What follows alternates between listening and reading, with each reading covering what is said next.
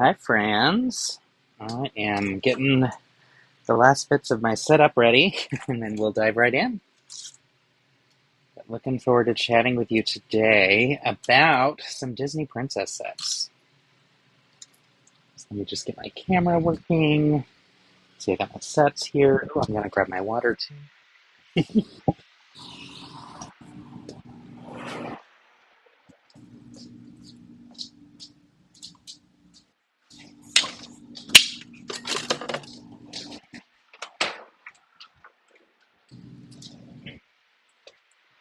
All right. Happy Wednesday, everyone.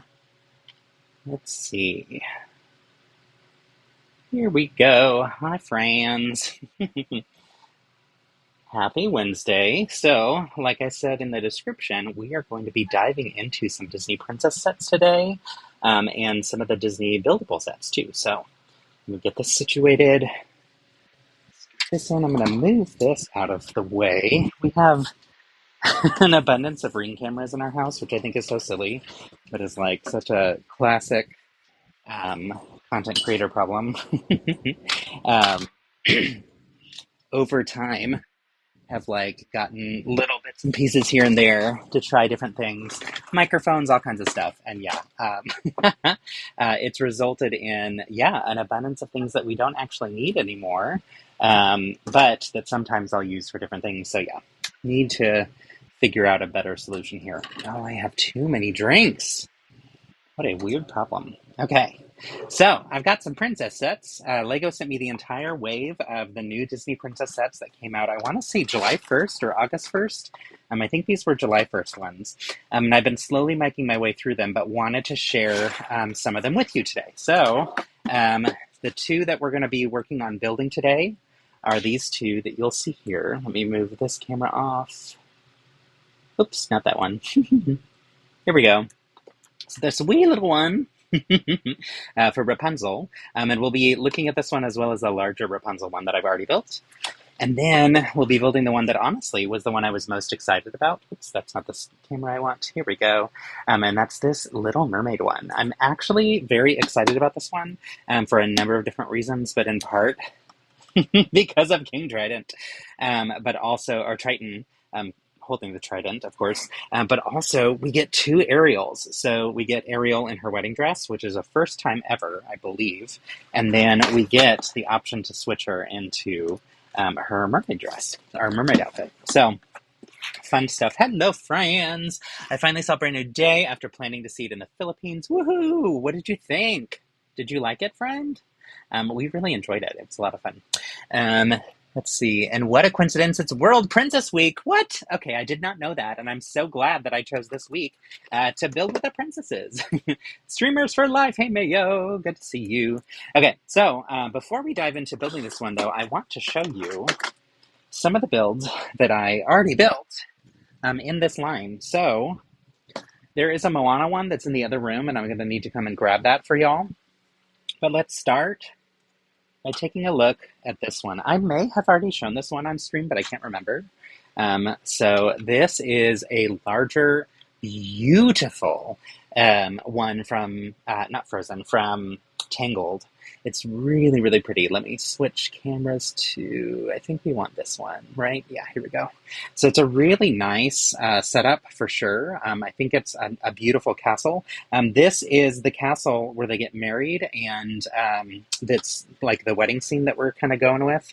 In the front, you can see there's a little thing where you can spin it and they can dance, just like we have in a lot of these princess storylines. There's a little side boat that they have so that you can recreate that action of the two of them floating through when all of the different light up starlights are kind of, or I mean, what are these called? Lanterns are floating off, right?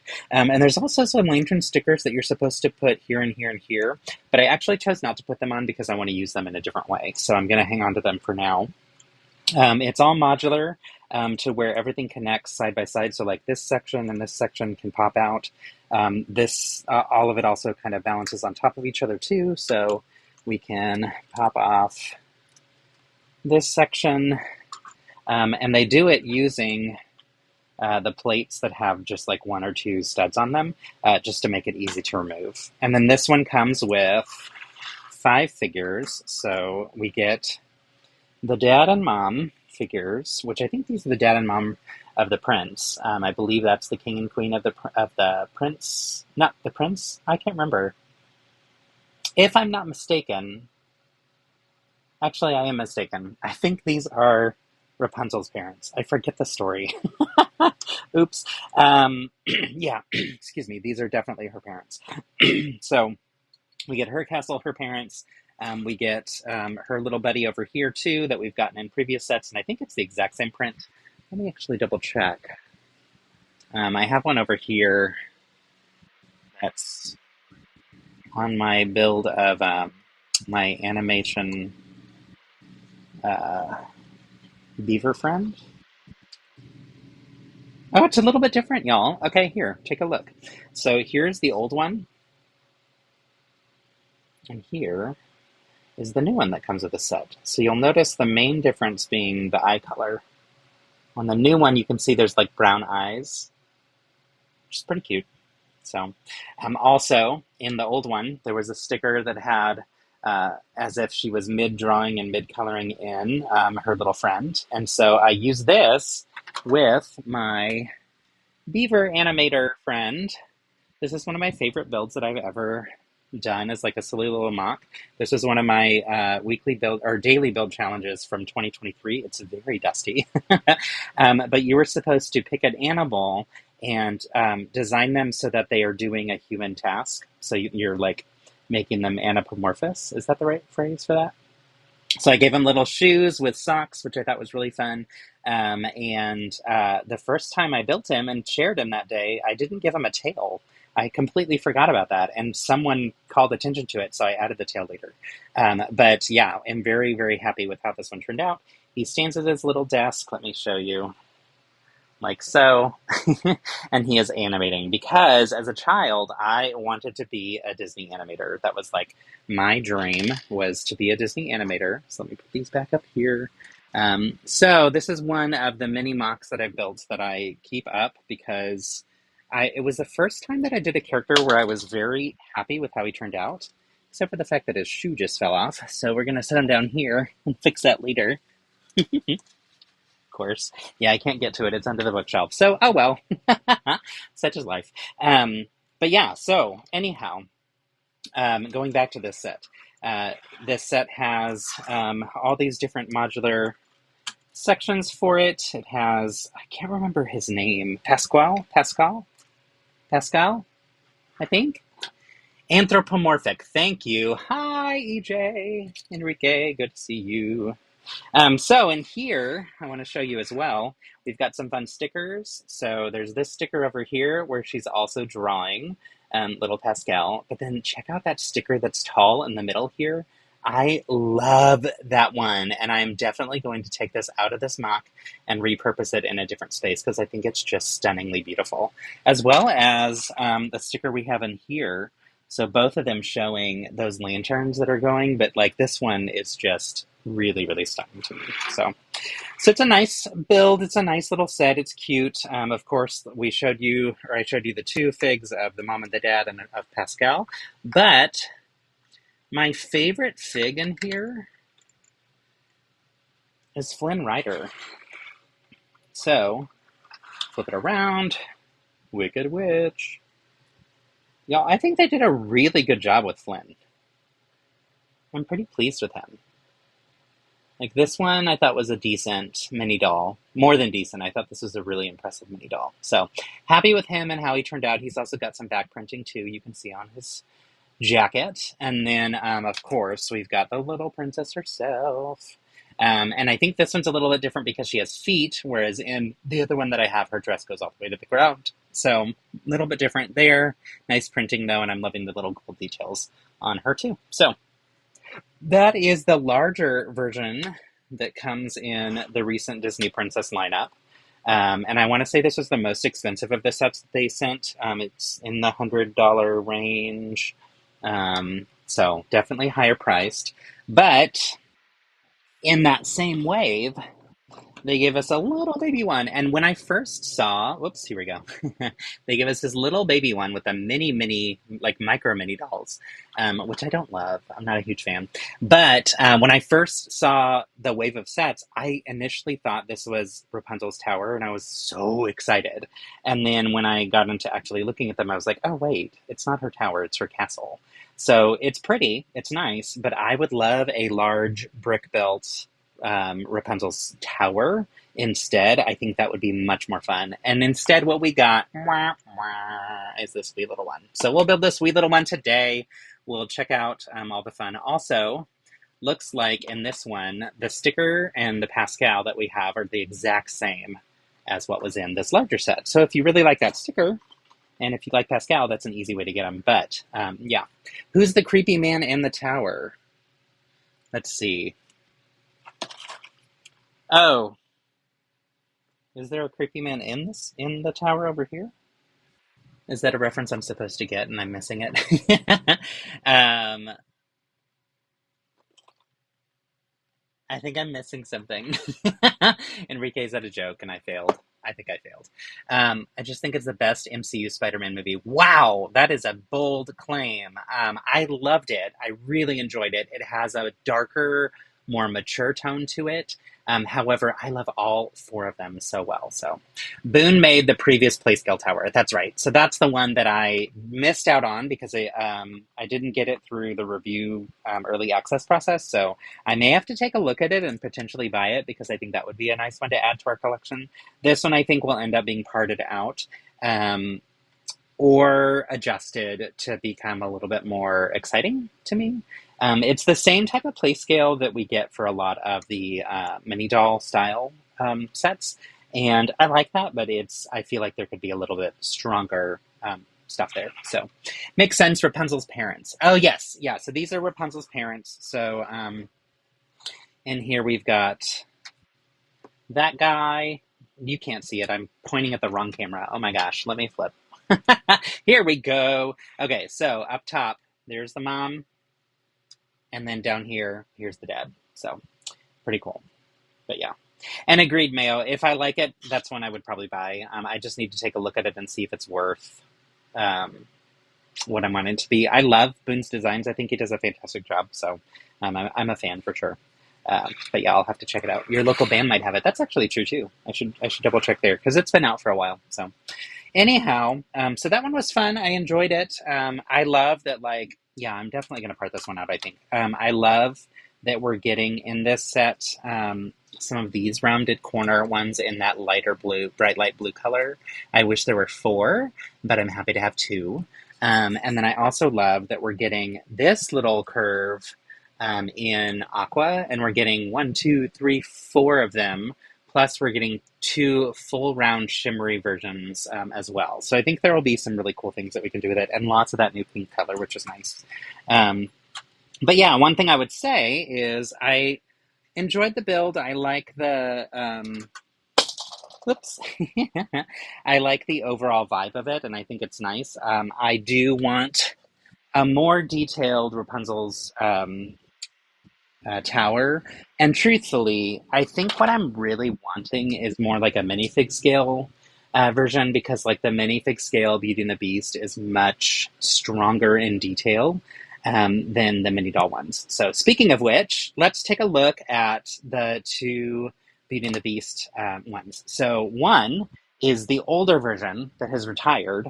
And I bought that one at Bricks and Minifigs because I wanted all of the characters. And then it was like 3 months later that Lego sent me the minifig version, which is incredible.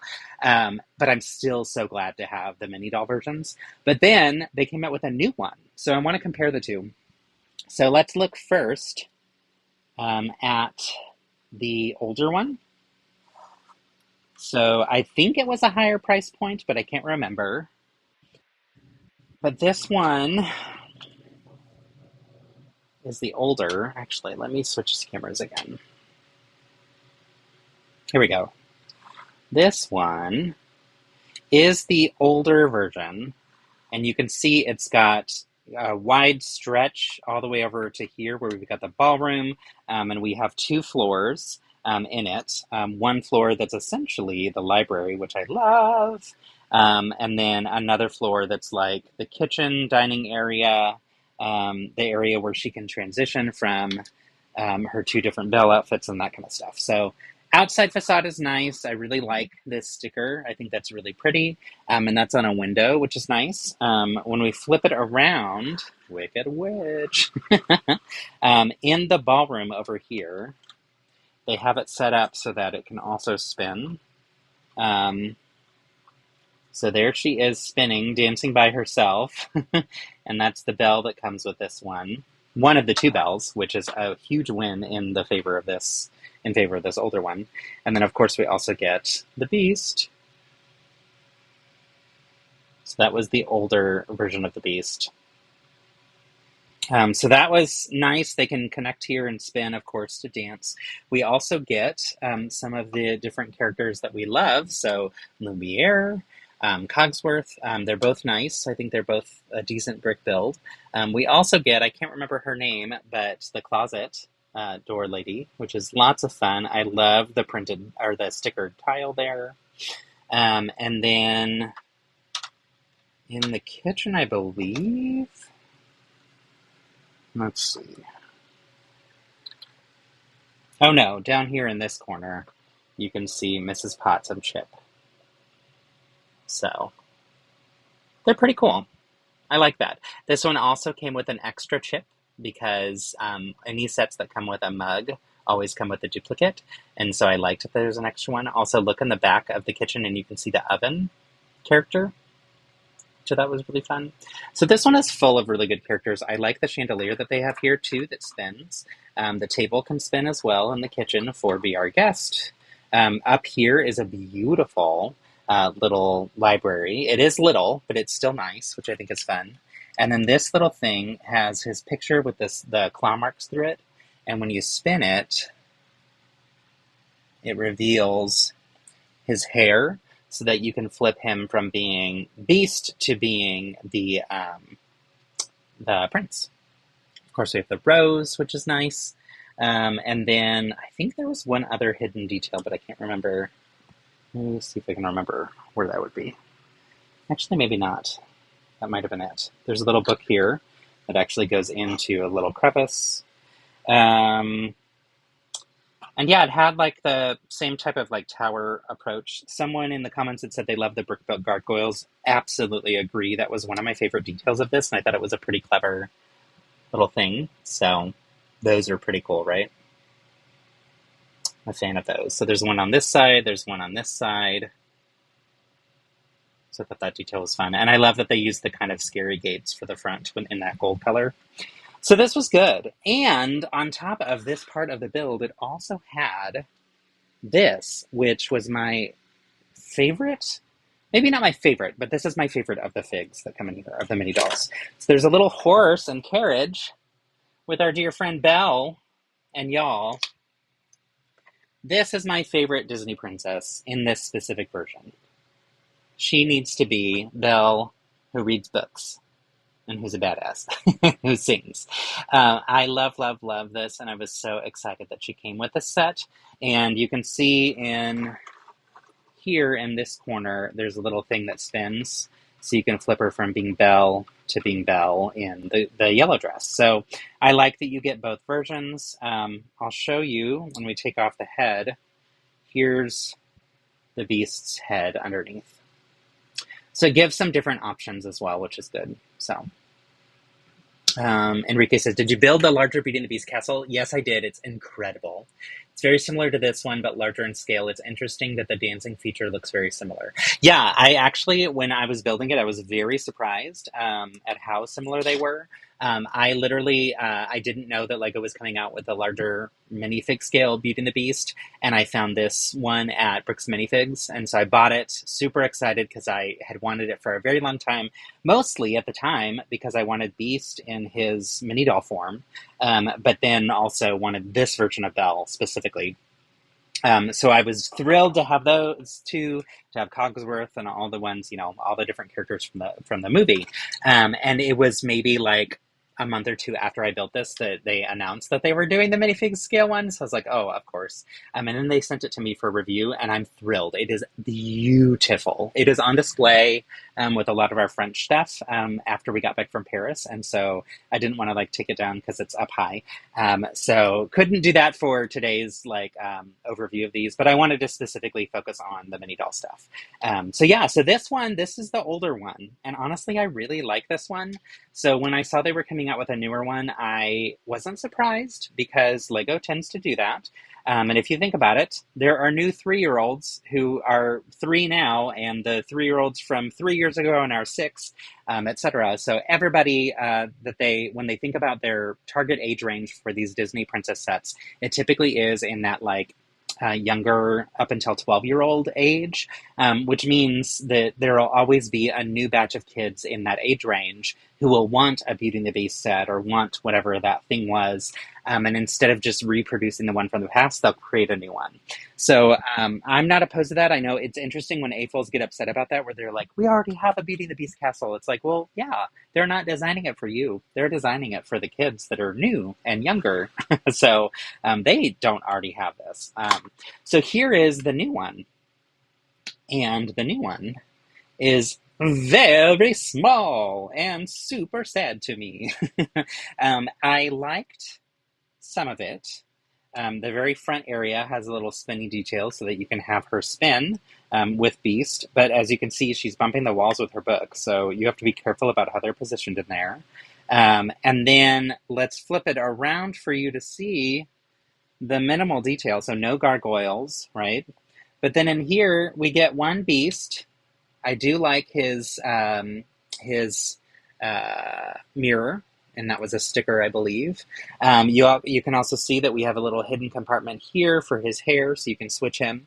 We have that picture again with the slash through the claw marks through it, right? The rose, the library, a little tiny VR guest kitchen, a little tiny area where she can sleep with a brush. But the only characters that we get beyond Beast and Belle are Cogsworth and Lumiere. And I feel like that's a miss. I think you need 3 always, the 2 of them and Mrs. Potts. I feel like the trio is very important to this. But then also, if you're going to have Mrs. Potts, you need Chip. And that's just adding in one more printed part. Like, come on, you can reprint it, right? So, so it's very small. I do like the volume of light purple parts that we're getting in it with like some window frames and things. Like there's definitely some good stuff in here that you could repurpose. And these new like curved pieces are a little bit different where they have a stud connections here on the bottom parts of them. So some definite parts that are improvements from before that you can use in unique ways. I love this sticker. I'm just underwhelmed, and I think part of it is, take a look at Belle here, and then compare that to Belle here. Okay? Like, come on, she needs the Belle type, and I meant that in the shape, B-E-L-L. She needs the Belle type bottom of her dress, right? Like, this in the middle, that is not what she looked like. She looked like this. Come on. So yeah, Mrs. Potts erasure. I know, right? So sad. And I'm disappointed that there were no gargoyles on this one.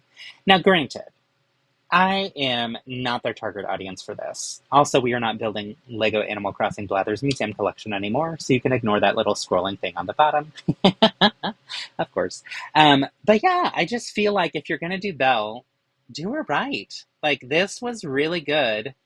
This one, not so much. So I'm curious to know from Lego, is it more expensive to do this part? Just like there's obviously more plastic involved, so maybe it just takes more resources. I will say one thing I was very pleased with is when we look at Cogsworth in particular, and we compare the two, we get 2 different expressions. So this is new Cogsworth in my right hand, and this is old Cogsworth. There we go. So this is old. And I do love that there's two different expressions so that if you want to actually do like some stop motion animation or something, you could swap out the faces. But I do want to have a more angry Cogsworth or frustrated or, uppity. So I really try not to be a hater for the minifigs, but the thin characters really make me sad. I agree the fuller dress one is much better. Agreed, right? Okay, mini dolls. That's what I figured you were saying. I feel like it's not as good as I want it to be, and you know what? It's okay. Another little win though in here is we do have the little dog type footstool, which is kind of cute. So that's fun, and I don't think the older one has that.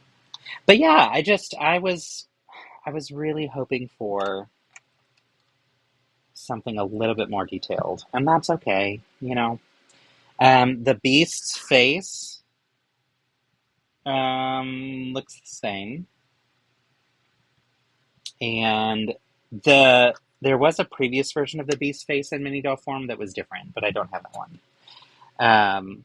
But yeah, so there you have it. That's my take on these. All that said, there are kids who love Beauty and the Beast who didn't get their chance to get their hands on this bigger set and who will love getting this smaller set, I'm sure.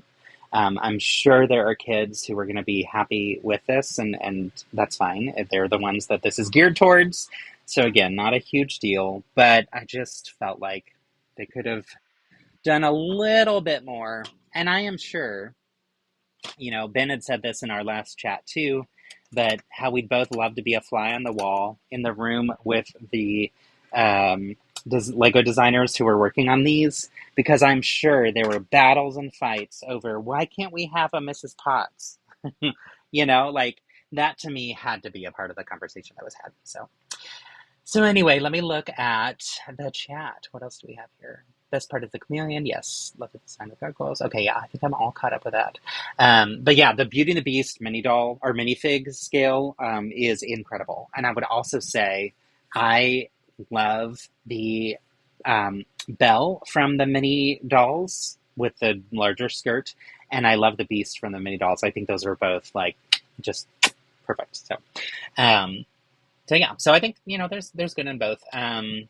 But agreed. I think the shapes that we get in mini dolls are very much the same and only one body type. And I know same could be argued for minifigs, although they do a little bit of attempt with that with like drawing on the squared off shapes, right? So new set looks perfect for the on the go or travel build. It may be popular for those airport Lego vending machines. That's true. That's actually very true. And it's that smaller price point, which I think is smart, because I think the other one maybe didn't sell as well potentially. And I don't know. It may have sold perfectly fine. But I would think that lower priced or medium priced Disney Princess sets probably sell well. So let's build this one, even though I've already said a little bit about it. I think, there's still some good stuff in here, I'm sure. And also we get some of that new light purple, which is beautiful. So some cool parts. And then we will dive into this one, which I'm very excited about. The Princess Boat with lots of characters, which makes me very happy. We'll also, in a little bit, take a look at Stitch versus Stitch. So I have the one from, I want to say 2 years ago, and the one from this year.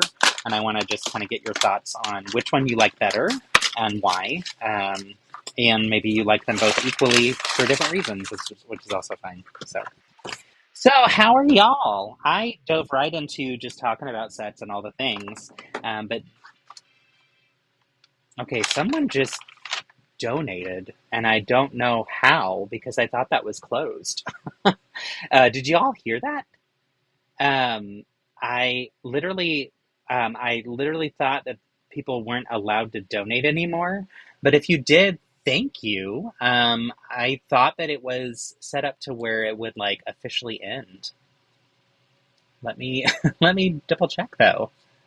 That's sorry. It's like I have too many tabs open.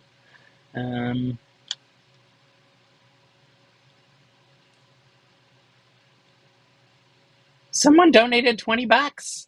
Oh my gosh! Thank you. That's awesome.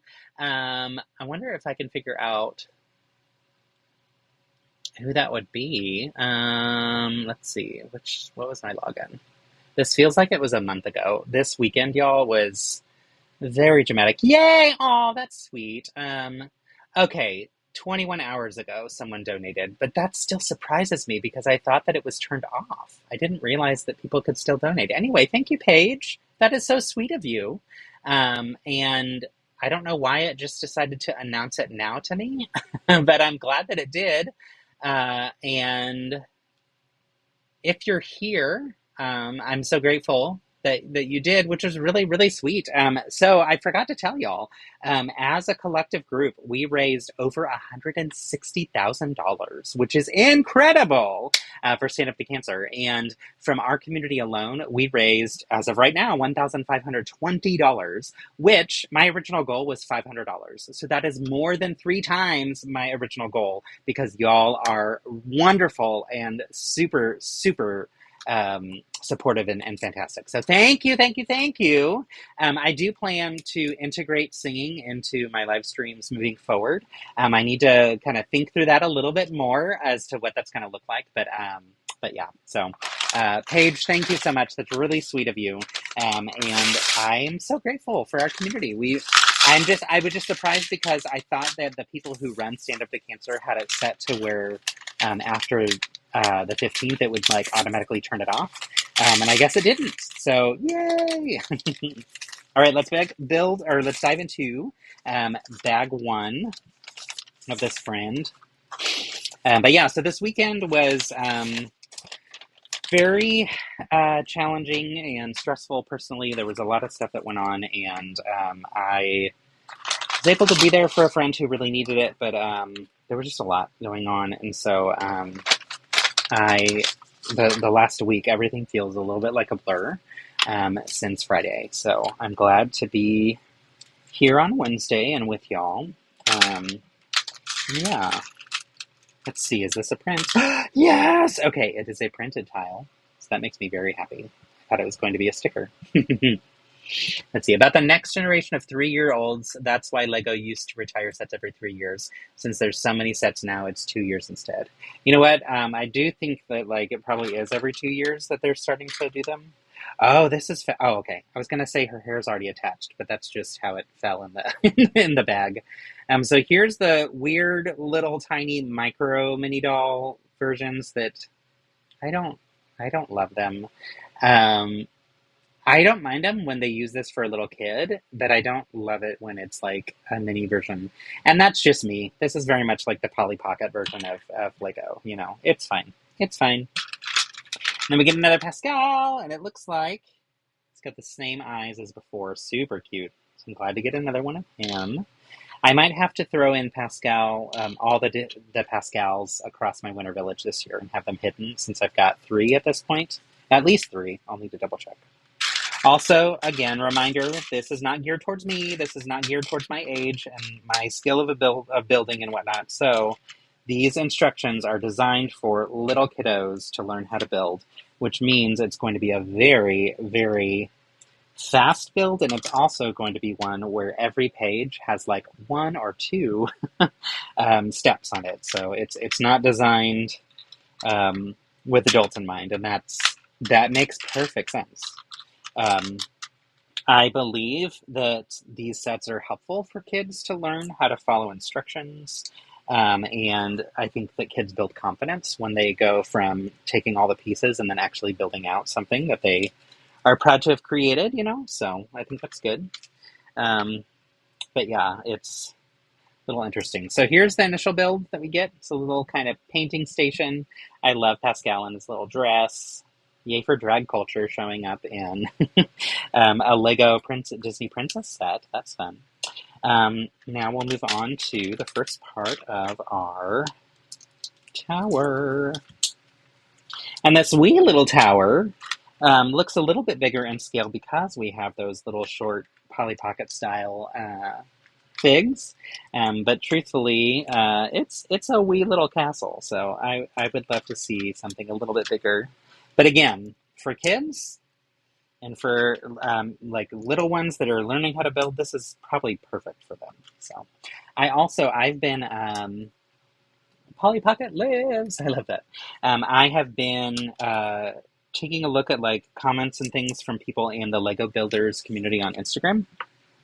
And it's a great reminder to me of how my level and skill of building ability has come with years and years now of practice, and how people who are just building their first set ever are going to potentially run into one or multiple issues as they're building out those sets and get really frustrated. And so I think it's always a good reminder for all of us to recognize that there's different level of skills and abilities across all different types of builders, and there should be room for everyone in the community. So um, that includes kids, but that also includes adults who would find this challenging because maybe this would be their first build ever. So, you know, maybe there's an adult who really loves Rapunzel and Tangled and would think this is an adorable little set and I'd be happy to have it.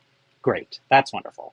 Also, you could get this and like it could be on a high tower in a corner of your Lego city or something, you know, and it would look like, because it's giving micro scale almost, you know, or like medium scale, if you will, it kind of gives that sense of forced perspective. So, you know, there's other ways that we could look at this. Y'all, nails, my nails are too long and need to be redone soon, and I cannot get this for the life of me. I can't get this little crown to stick in the little spot. Let's do it first and then replace it. There we go. So I'm going to do that. So I have to get my nails done next week because I'm going to Brick Slopes, where I will get to see Mayo in person for the first time ever, which is fun. As well as lots of other folks, which will be fun. But yeah, really looking forward to that. So I will be getting my hair did this week on Friday. It's going to be much more vibrant again, which is fun because it's grown out a ton since the last time it was actually bleached and colored. But then also going to redo these nails because dang, they're long, and also like this one's real chipped. So yeah, there's my story for y'all. Let's see here. 100% agree. There's a huge hidden curriculum behind getting into Lego, and it's tough to navigate sometimes. Totally agree. Totally agree. I'm grateful that this community has been so supportive during the build challenge. Yay! That makes me so happy. Mayo says, still packing for Brick Slopes. Need to recharge. Bye. See you later, friend. See you next week. Ah, that's so fun.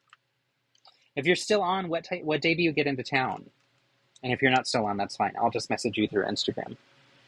But yeah, really excited about slopes. That's going to be a lot of fun. And yeah, going back to what we were talking about, there is like, there's a lot that people learn as you build over time. And what happens is people who are getting into the hobby might go into the Lego store and be like huge fans of X-Files, let's say, right? That's a great example given that that new set is currently out. Huge fan of X-Files. Oh my gosh, this Lego set. Maybe I'll finally build my first ever Lego set. Y'all, that's going to be a challenge. And that's okay. It's perfectly fine to take on a challenge. But know that you're going to run into some issues that you're like, wait, this is harder than I thought it was going to be. And it's okay, right? Will do, Mayo. See ya. Bye, friend. But yeah, like when people dive into these bigger sets. And that's what I find in this Lego Builder community is that we get adults who get excited, they got their first ever set, and then they run into issues. And so then they run to the Lego Builders group and they're like, hey, I just was Googling and I found this group and I have some questions. Why isn't this working this way?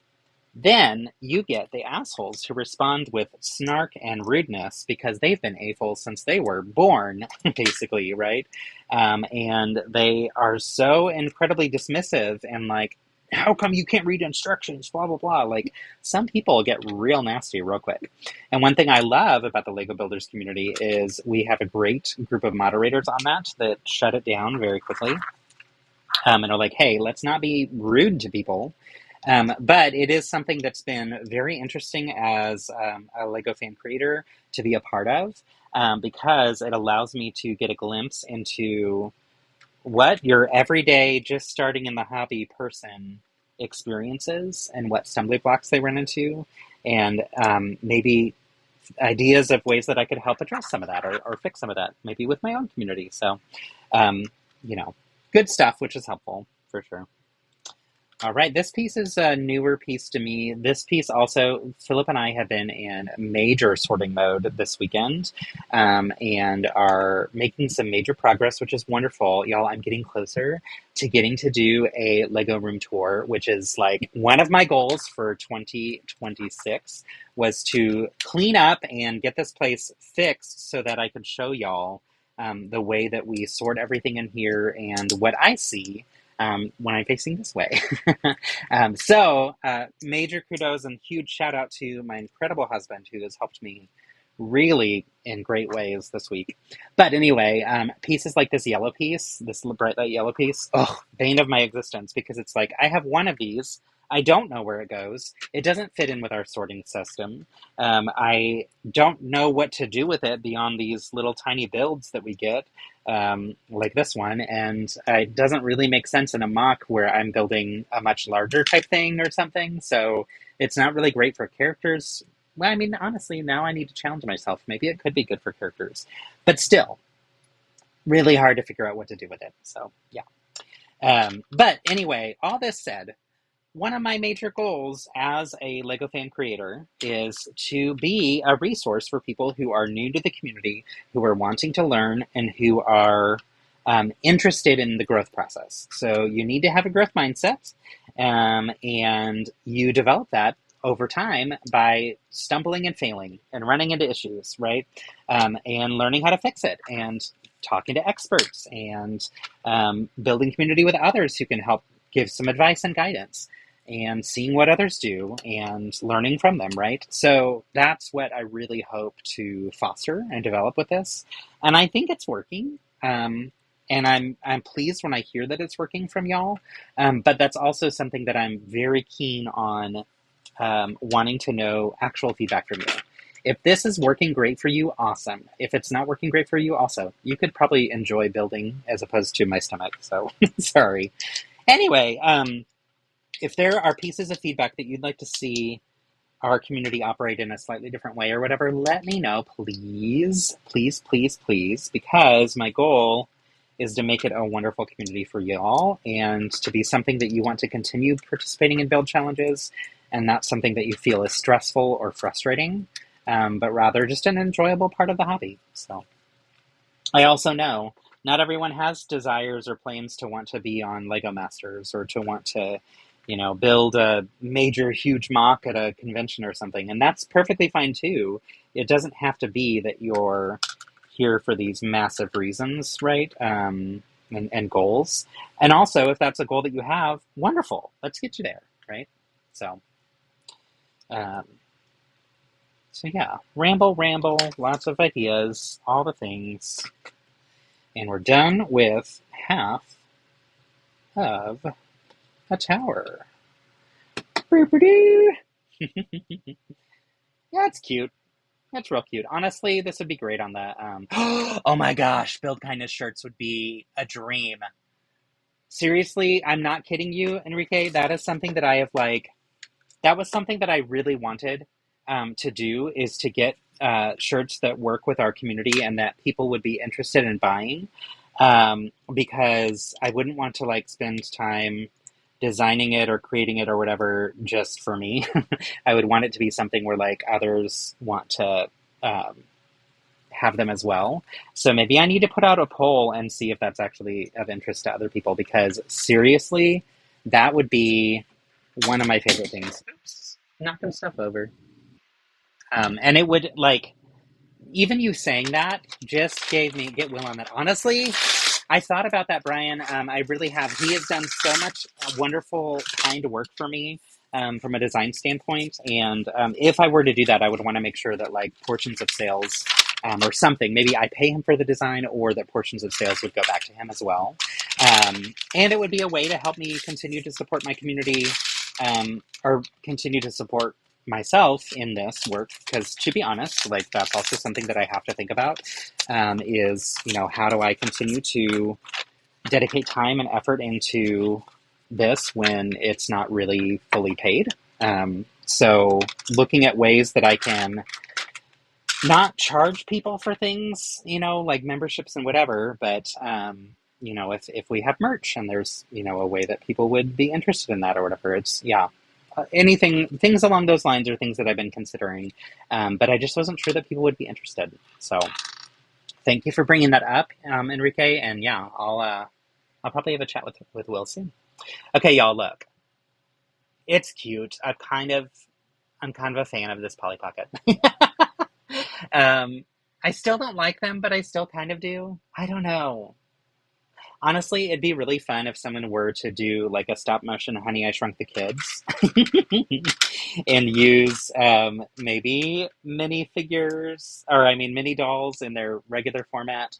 And or actually, what would be really fun is if someone were to do Honey, I Shrunk the Kids, but do it where they do brick built characters as the larger adults that shrinks the kids. Or than before. I don't know. Okay, little bed for little him, and he sleeps on it according to the booklet. So gotta have him sleeping.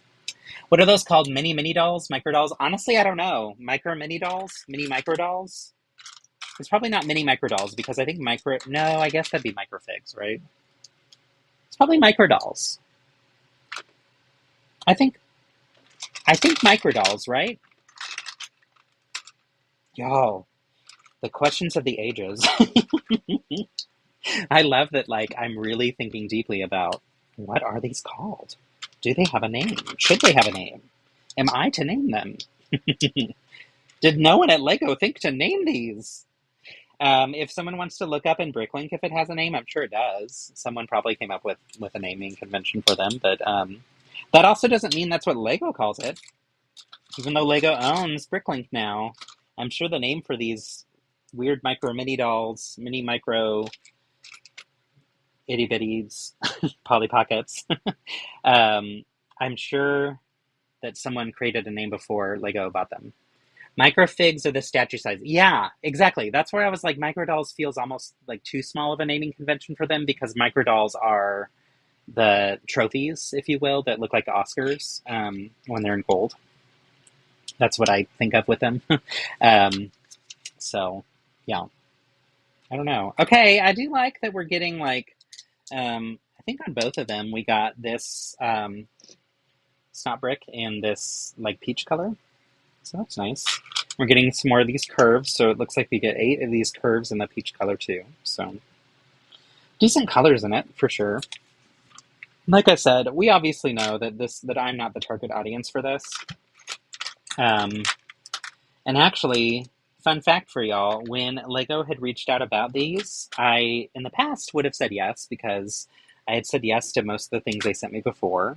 But this time, like, I knew that I had the Pokemon sets coming and some other large sets coming, and I knew there was an art set, but I didn't know what it was at the time, which turns out to be the beautiful, the Kiss, which I haven't built yet because I've had too much going on. But knew that there were all these other things that I had already agreed to review, and said no, and then they sent it anyway.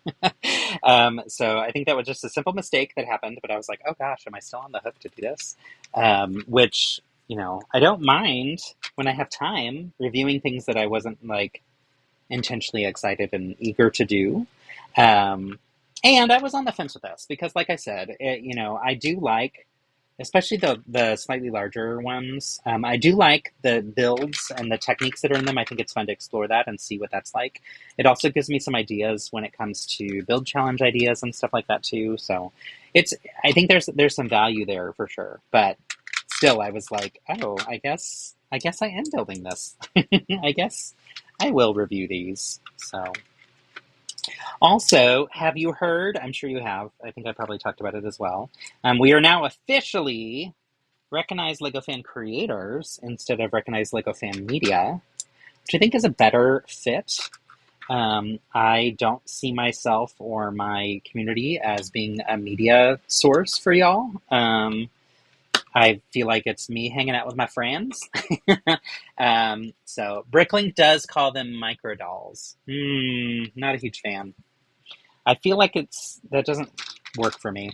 So let's petition Bricklink to change it. Let's come up with like a really bizarre name for them that we think is, or like weirdly specific name, because that's also a problem that Bricklink has, is sometimes the things are so overly specific that it's like, what? Who decided on this? Um, but yes, so we are now recognized Lego fan creators, which I was excited about. Lugs and Lego Online Communities, or LOCKs, are now officially recognized Lego fan communities, which I also think makes sense and fits better. And they gave us new branding and signs and things, and I know there's something coming in the mail for me, which I'm excited about. And I've already seen spoilers of what it is, but I'm trying to avoid the spoilers from those who are in Europe who got theirs right away. But there's a new kind of logo style for Recognized Lego Fan Communities and Recognized Lego Fan um, creators. And so I will be working through kind of rebranding some of my past, like, YouTube cover images and that kind of thing, um, to make that a little bit more aligned with the new design, which is fun. Okay, so this is fun. We're making some, you can't see it whatsoever, can you? Let me try this. There we go. On here, we are going to be building little shutters, which is cute. And it's very simple. We just have those clips on the left and right that you can maybe see, the brown clips here and there. But then we attach a bar piece and then have those to give it some dimension, which is fun. The little striped line type tile. So, and actually what went through my mind when I saw the the opening window things was not this, but was Beauty and the Beast, which I'm sure is just, I have it on the brain. But little town, such a quiet village, every day like the one before. Little town full of little people, waking up to say, bonjour! Oh my goodness. Y'all, how's Frog Squad for those of you that are playing? Tell me about it. I'm glad that I was able to gift those to people who actually could potentially play them. Brian, I know you said that it might be more fun with friends, so I'm curious if anybody has had a chance to play with others that you know. Um, I really was like, oh, this will be fun. I'm excited to like try a new game, and then it was like, oh, just kidding. This is not for me. I also just made the assumption that I could play it on Switch. I clearly did not look into it at all whatsoever. I was like, sure, I've got some, or they basically said, if you want to have some codes to give out to your community and one for you to try. So I was like, yeah, why not? Oops. So I'm glad that they were kind and were like, yeah, not a big deal. You know, we can't give those codes back to the company, and if there's people in your community who want them, still give them away. So I just felt like I couldn't speak to the game at all. So, oh my goodness. There goes the baker with his tray like always. The same old bread and rolls to sell. Every morning just the same since the morning that we came to this poor provincial town. Good morning, Belle. She's also really rude, y'all. Like, she reads that community to filth in that song. Like, these boring old people, what do they think they're doing? Can we please have some fun? And then I love when she's like, where they're like, where are you off to? And she's like, the bookstore. And they're like, girl, you were just there. Like, do these people not read? Anyway, okay, so fun little hidden detail in here. In this tower, we have a frying pan, which is very necessary, of course, for this film. And then we're going to use this guy to connect the two towers. So that'll go in here, and you can see it raises and lowers, and that way you can lock them in place. And then, once we have it all built, so So this goes on top here. Oops. Like so. Now, over here we clip on these guys, which I'm finding these pieces to be very versatile and very useful. So we had them once in a big amount that we got with our lug, and I really like them. So this now clips onto here, and it can close, and then you can twist it, and now it's locked. So I don't know that it needs to be locked, but let's unlock it. We will slide this open, and we will put in the bed up here. Now we're going to close it, we're going to lock it, and then they gave us one of these little princess key tile remover pieces, which is designed to be an actual key. So you slide it in here, and that way you can twist this a little bit easier, in case you didn't know. But also it is fantastic for removing plates and tiles like this. So especially if you're doing like mosaics or whatever. But I like that they included a spot to hold it this time. That doesn't normally happen. So, all right. Wee little tower. High on the hill is a lonely bird. Lay, oh, lay, oh, lay. All right, so here's the full tower experience. And then it unlocks and opens to reveal a little playhouse inside. We've got up here the little spot where you can sleep on the bed and you can take the bed out easily. We've got a little cupcake. We have something to hold something. I'm not really sure what for. We have our little painting station. I'm not sure what that is. Let me see. Can you give an example of what should be there? There goes the baker with his tray like always. The same old bread and rolls to sell. Every morning just the same, since the morning that he came to this poor provincial town. Good morning, though. Yeah, y'all, what do you think this is for? This little storage area. The blue. It might be where Pascal lives. There you go. Sure. That's what we'll call it. And then she lives up here in her painting area. She's in her painting era. And then, of course, Finn is always asleep, apparently.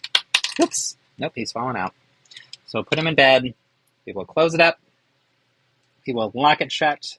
They are trapped in there forever. And we will set it aside. Yeah, I could see this like high on a hill in a corner of somebody's Lego city or something, and it could be considered like a little micro scale, off in the distance style place. I don't know. What do y'all think? Anybody like screaming with excitement for this one?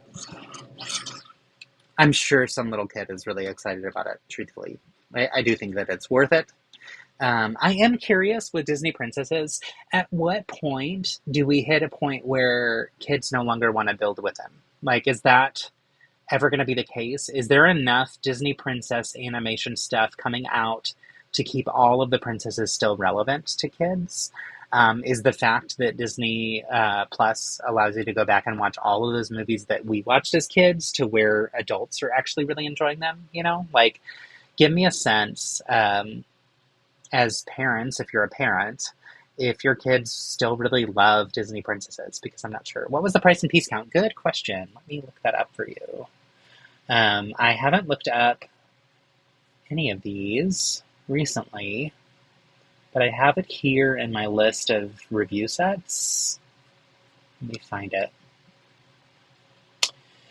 Oh dear. Where is that? There's so many tabs open. Here it is. Okay. Ta-da! Okay, so Rapunzel's Mini Tower is $19.99 with 171 pieces, so $20 set. Ariel's Royal Wedding Boat is $69.99 with 519 pieces. That's the one we're going to build next. Belle and Beast's Enchanted Castle is $39.99 with 254 pieces. And I think the last one was around $70, so I think it was double the price, if not $80. 75, somewhere around there, that had all the different characters in it. The Village House and Boat. Oh, that's the Moana one. That's also $19.99. It's in the other room. And the way I sort this, oh, you know what? I had already shown y'all the Rapunzel Castle one before because I have my spreadsheet set up to where once I have like officially reviewed or shared content with y'all on different sets, I mark it as complete just so that I make sure that I'm doing at a minimum what I'm supposed to do with all of these. And for that one, I must have already shown it to y'all. So I don't have it easily in my list. Let me look that one up on the Lego website. Lego.com. Disney Princess Rapunzel. Rapunzel. That's not how you spell that, but that is. There we go. All right, Rapunzel's Castle. And the title is Rapunzel's Castle. Okay, yeah, just what I thought. $99.99, 676 pieces. So it is the highest price of that wave that came out. Oh, okay. Here's the Rapunzel's Tower and the Snuggly Duckling set that Boone did. It is currently $68. Down from 85, 20% off discount, but it's out of stock. So I'm wondering if that one's going away. Actually, no. There's also Rapunzel's Best Day Ever, which is a tower one. So I don't know. I don't remember which one Boone designed. Oh, and nope, that one's retired. Goodness, there are so many Rapunzel's towers. And there's Rapunzel's Petite Tower, which is even smaller than this one. Okay. Anyway, now that I've gone down a rabbit hole, other questions? Yeah, not terrible price. You might send something like this to your niece, but I, of course, prefer if it was like 15. Agreed, right? That mouse tax, yes. The mouse tax is quite a lot. Um, so yeah, okay, fun. Let's move on to... Ooh, actually, let's look at Stitch first. So, if you were around a couple years ago in the LEGO community, people went wild for this really cool set, and I was thrilled that this is one that I got to review. It was one of my favorites that year, and this was the first... Oops, hello. You don't want to see me, you want to see Stitch. This was the first Stitch set that LEGO created. So it actually didn't come with the glasses or the microphone, and I'll talk about those in a minute. But it came with Stitch, like so. He might have had an ice cream cone. I think he had an ice cream cone. Let me check on the website. But this was what he looked like initially. And people loved or hated that he came with, yeah, he had an ice cream cone. I don't know where it is. It's missing. But he was $64.99. He's still available. 730 pieces. And the new Stitch is Stitch and Scrump, and it's $69.99. So it's a little bit more expensive, $5 more, but you get a Scrump and you get a guitar. And it's 713 pieces, so less pieces, but higher, $5 more. But I think it's actually... Well, I want your opinions, but I like the newer one a little bit better.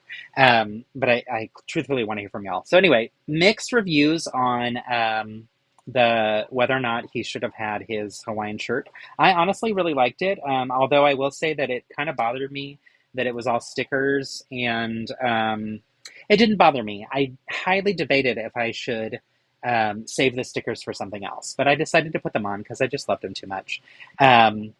So yeah, this was the original style and the original look and vibe of him. He's seated. He had his hand open for that ice cream cone that is missing.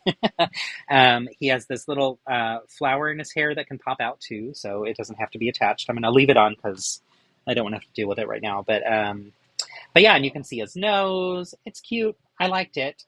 One thing I did not like is the back of his head. I thought this was a miss. And even the back of the ears, it felt very stark, these dark lines on them. But I thought they did a pretty decent job. And then fast forward to Stitch Day, which is 6/26, so June 26th, which is also the day that marriage equality became illegal across all of the United States. So it's a day that I will always remember, and it adds even more special significance to Stitch for me. They created on their website fun little things that you could download the parts lists for and the instructions for these fun shades. these glasses, as well as for this microphone. And they had it set up to where in one click you could add all the parts to your pick-a-brick and you could buy them instantly and build them for him. And check this out. Like, honestly, I was such a huge fan and felt like these should have just been accessories that came with him in the first place, right? Like, this was so, so cool.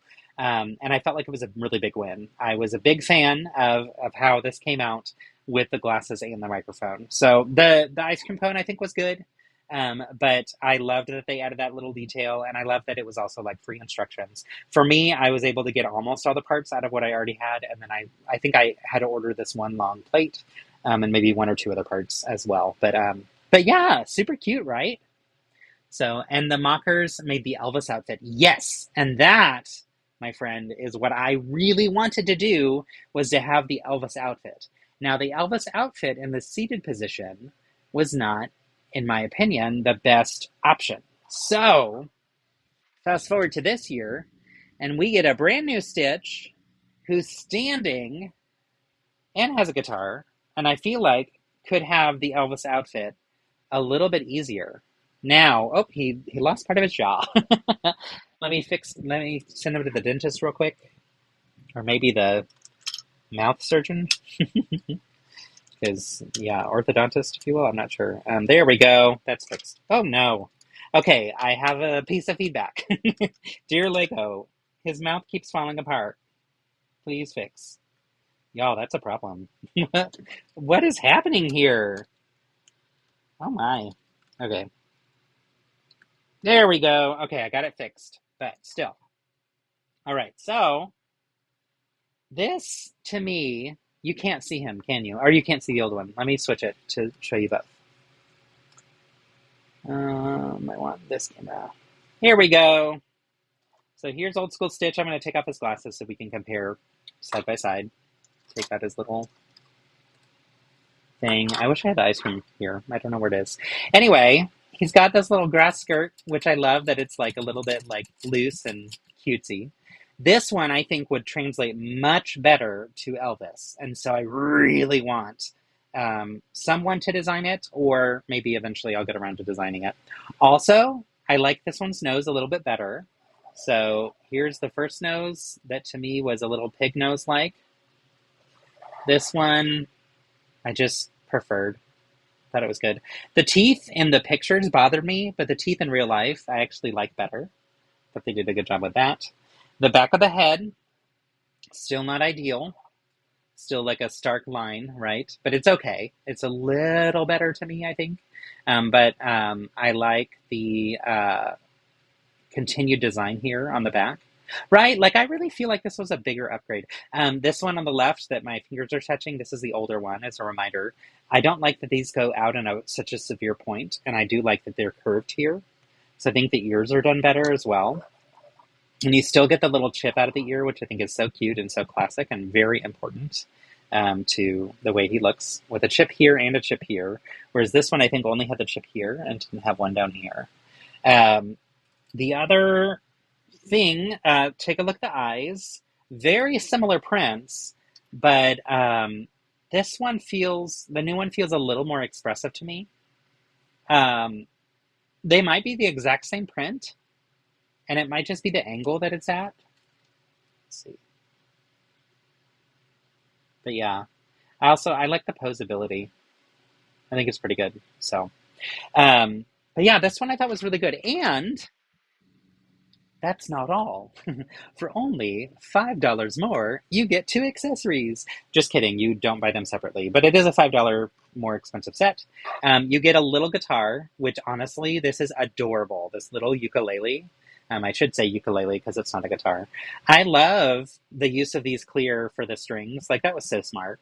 Such a smart build idea. I also love that this can just stand on its own if you want it to. He can loosely hold it, but it's more like you just have to angle it so that it rests on him a little bit. And then this part I was actually really happy with. We get a little Scrump. Oops. Let me try that again. We get a little Scrump. So I was glad that, oops, we get Scrump. I thought that Scrump was really cute. I love the little button stitch thing, and the little face is just adorable. The face was a print. The button was a print. The eyes on Stitch are a print. As a matter of fact, this one did not have any stickers. I didn't remember that. I built this one a while ago. So you also thinking of the 626 variant with forearms. Oh my gosh, yes.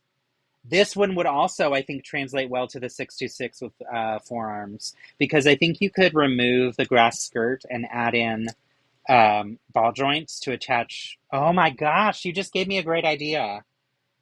And I think you'd have to build the arms differently, but you could take some of the pieces from this one to use to adjust the arms and make another set of arms here.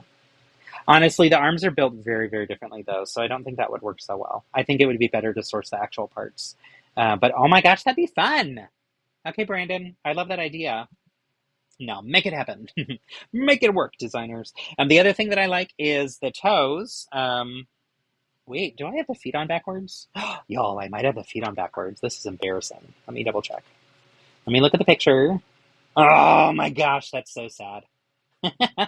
In my attempt to get this built quickly, I clearly put the feet on backwards. So that's his heels, and those are his toes. I think they are, it just rotates around. There we go. Ah, that's embarrassing.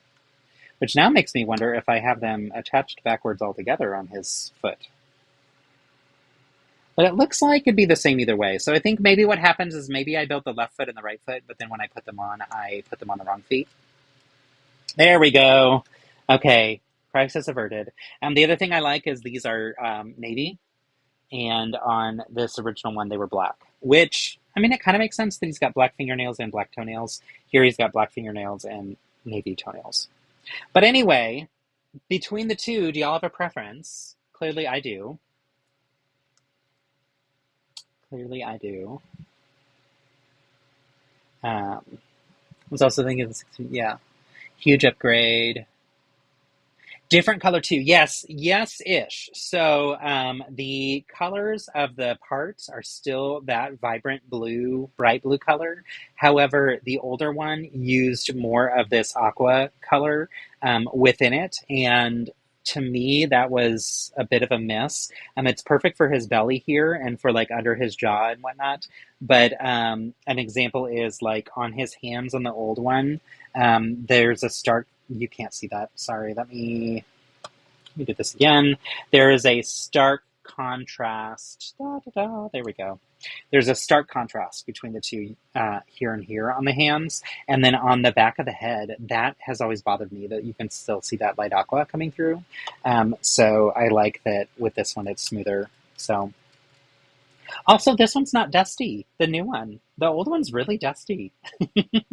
I don't know why that could be. So, but yes, anyway, I'm a fan. I think they did a good job with the new one. Enrique says, I like how compact and sturdy the newer one looks, but really I'm impressed by the grass skirt and guitar accessories. Honestly, it's a win, right? And the grass skirt, let me see if I can remove it easily. There we go. It just attaches with a rod on the side, but this shows you could easily remove that if you didn't want him to have the skirt, and he still looks solid. Like, I don't think he looks bad without it. So they do clear bars that this attaches to, which I really like because it makes it so that if you remove it, it doesn't feel like it's a mess. So yeah, now let's build a new Disney Princess set. But I agree well, I don't know if I agree. I believe that the newer one is a good one. I'm a big fan. I like both of them a lot, but I just like the scale a little bit better of the new one. So, and yeah, the accessories are a nice win too. The ice cream cone was cute. I don't know where it is. It's not going to be on here behind me, so. Oh well. We'll have to do another search through the house for them eventually. It's honestly, it might be in with our like food items. Like, I have a brick built food collection of things. So, okay, let's build a princess set. And actually, I'm going to lower my standing desk, So I can sit for a little bit because my feet are hurting. My dogs are barking. My friend Meg from my theater background would always say, which I thought was fun. She would say, my dogs are barking at my gams. Okay. Let's see here. All right. Hello. Let's build a boat full of stickers. But with lots of great figs. So, I was thrilled, like I said, that this comes with King Triton. I have, I want us to get a minifig version of King Triton. We do have a minifig of that type of character, but not the actual Disney one. So I want the real Disney one, of course.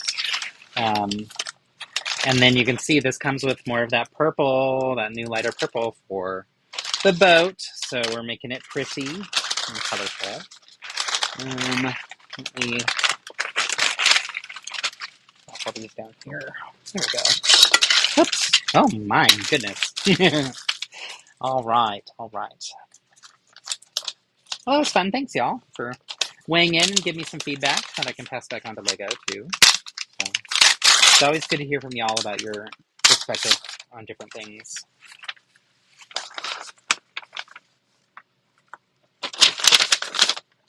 All right. So we have 4 bags, or I mean 4 instruction books, and it looks like we have 7 bags total. The first bag is all I need. So there's a funny like teasing joke within the queer community sometimes about, like, well, for anybody, if you think about, like, who was your, who was the one that you fell for, like what character that you fell for, or like the first crush you had or whatever, right? And for many it was King Triton or it was Gaston. For people like me it was both. But look at this, y'all. Okay, this is fun. I like that we get some abs and stuff in a mini doll format. Mini doll? Yes, mini doll. Except it's not wanting to show it. It's wanting to read my shirt that says Austin. There we go. So you get some printed abs. Hey. And then, want to see the scariest thing? This to me is a miss. But I get why they did it, but also, I'm going to have nightmares now. And I want you all to have nightmares too, so I'm going to show you. This is so cursed. Oh my gosh. This is terrible. Okay. I'm afraid, for sure. Let's fix that. Let's remedy that situation. There we go. Much better. Okay. Fun. You know who I wish that we got in this set? Ursula. I didn't even give you a chance to guess. Clearly, Ursula. We needed her. You know what? I realized that even though I noted that it said Animal Crossing and whatever, I still never changed that. So let me change that set info. So set info is now building Disney Princess. Which also, we're not just building princesses, we're building a specific one. So let's tell people what we're actually building, which is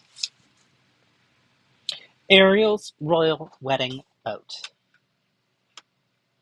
Ariel's Royal Wedding Boat. Also, y'all, typing with long fingernails when you're not used to it is not my favorite. I have to fix all kinds of mistakes. And it has how many pieces? What do you got? What do you got for us? 519 pieces. 519. All right, let's do okay. There we go. Now we're telling the truth. Now we're cooking with gas. Okay, so y'all, you saw the cursed. So here's the finished version, and I'm a huge fan. But then when we take off the head, here's the cursed version, and I'm not a fan. I think it's really terrifying. However, I do like that we've got some printed abs. So, at least they went that route. Come on. Focus, focus, focus. What's in my hand? Over here. Goodness, it really just wants to, show my shirt and stuff. There we go. Almost. Come on. Are you kidding me? There we go. It's cursed. But let's fix the curse. Curse has been broken. I also love his little arm shackle things. And his tail has a little, fun, shiny. Oh no, his foundation is too light. I know, right? Need to contour better, King. Work on that. Gosh. That's right. Okay, get him a little trident, excuse me. Doo-doo. And then we have a little dolphin that's spraying water out of his little blowhole. And we also get this fun little fella, Sebastian. He's real cute. Okay, let's build him a little, what do we call this? What do we call it when a chariot? Yes, that's the word. An underwater chariot. Bum ba da da da da. Ba ba da da da. Bum ba da da da. Bum. Bum ba da da bum. Ba da da da da da da da. Ba da da da da. Ba da da da da da da. Ba da da da da. Chariots of fire, which coincidentally doesn't really work all that well underwater. You gotta go with what you've got, I guess. Okay.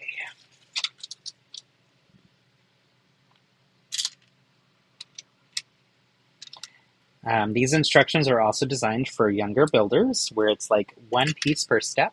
And again, that's fine and good for those who need one piece per step type instructions.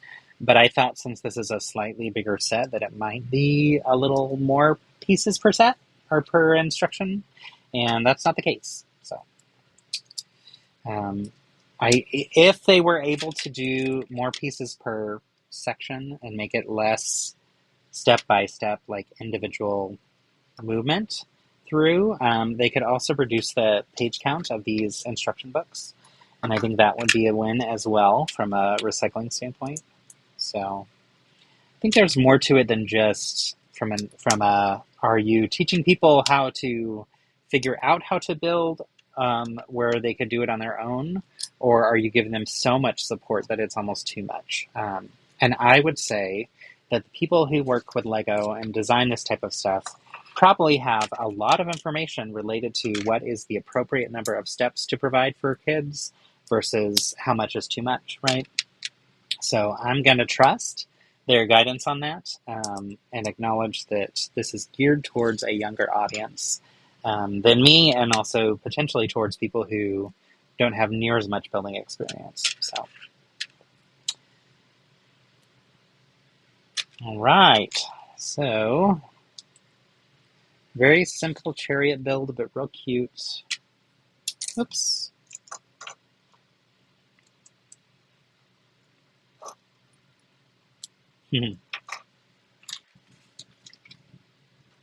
So I like that, right?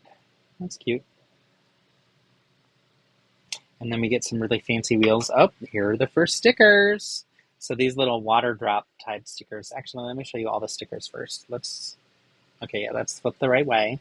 So first off, look at this mirror. Yes, love her. But yeah, these two water ones are the ones that we're putting on for the wheels of the chariot.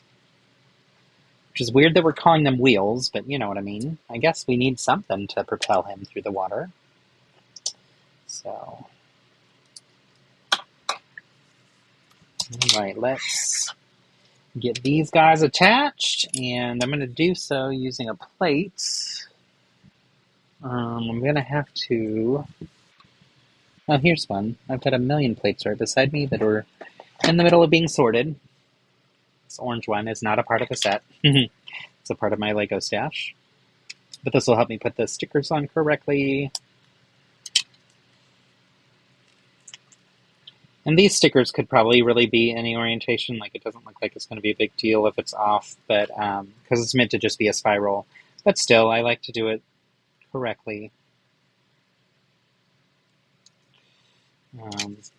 Actually, these are kind of cool. You could put this in a sink, and it could be like a drain that's like, it could be like the bottom of a draining bathtub. I don't know why you'd want to build that, but if you did, more power to you. Okay, so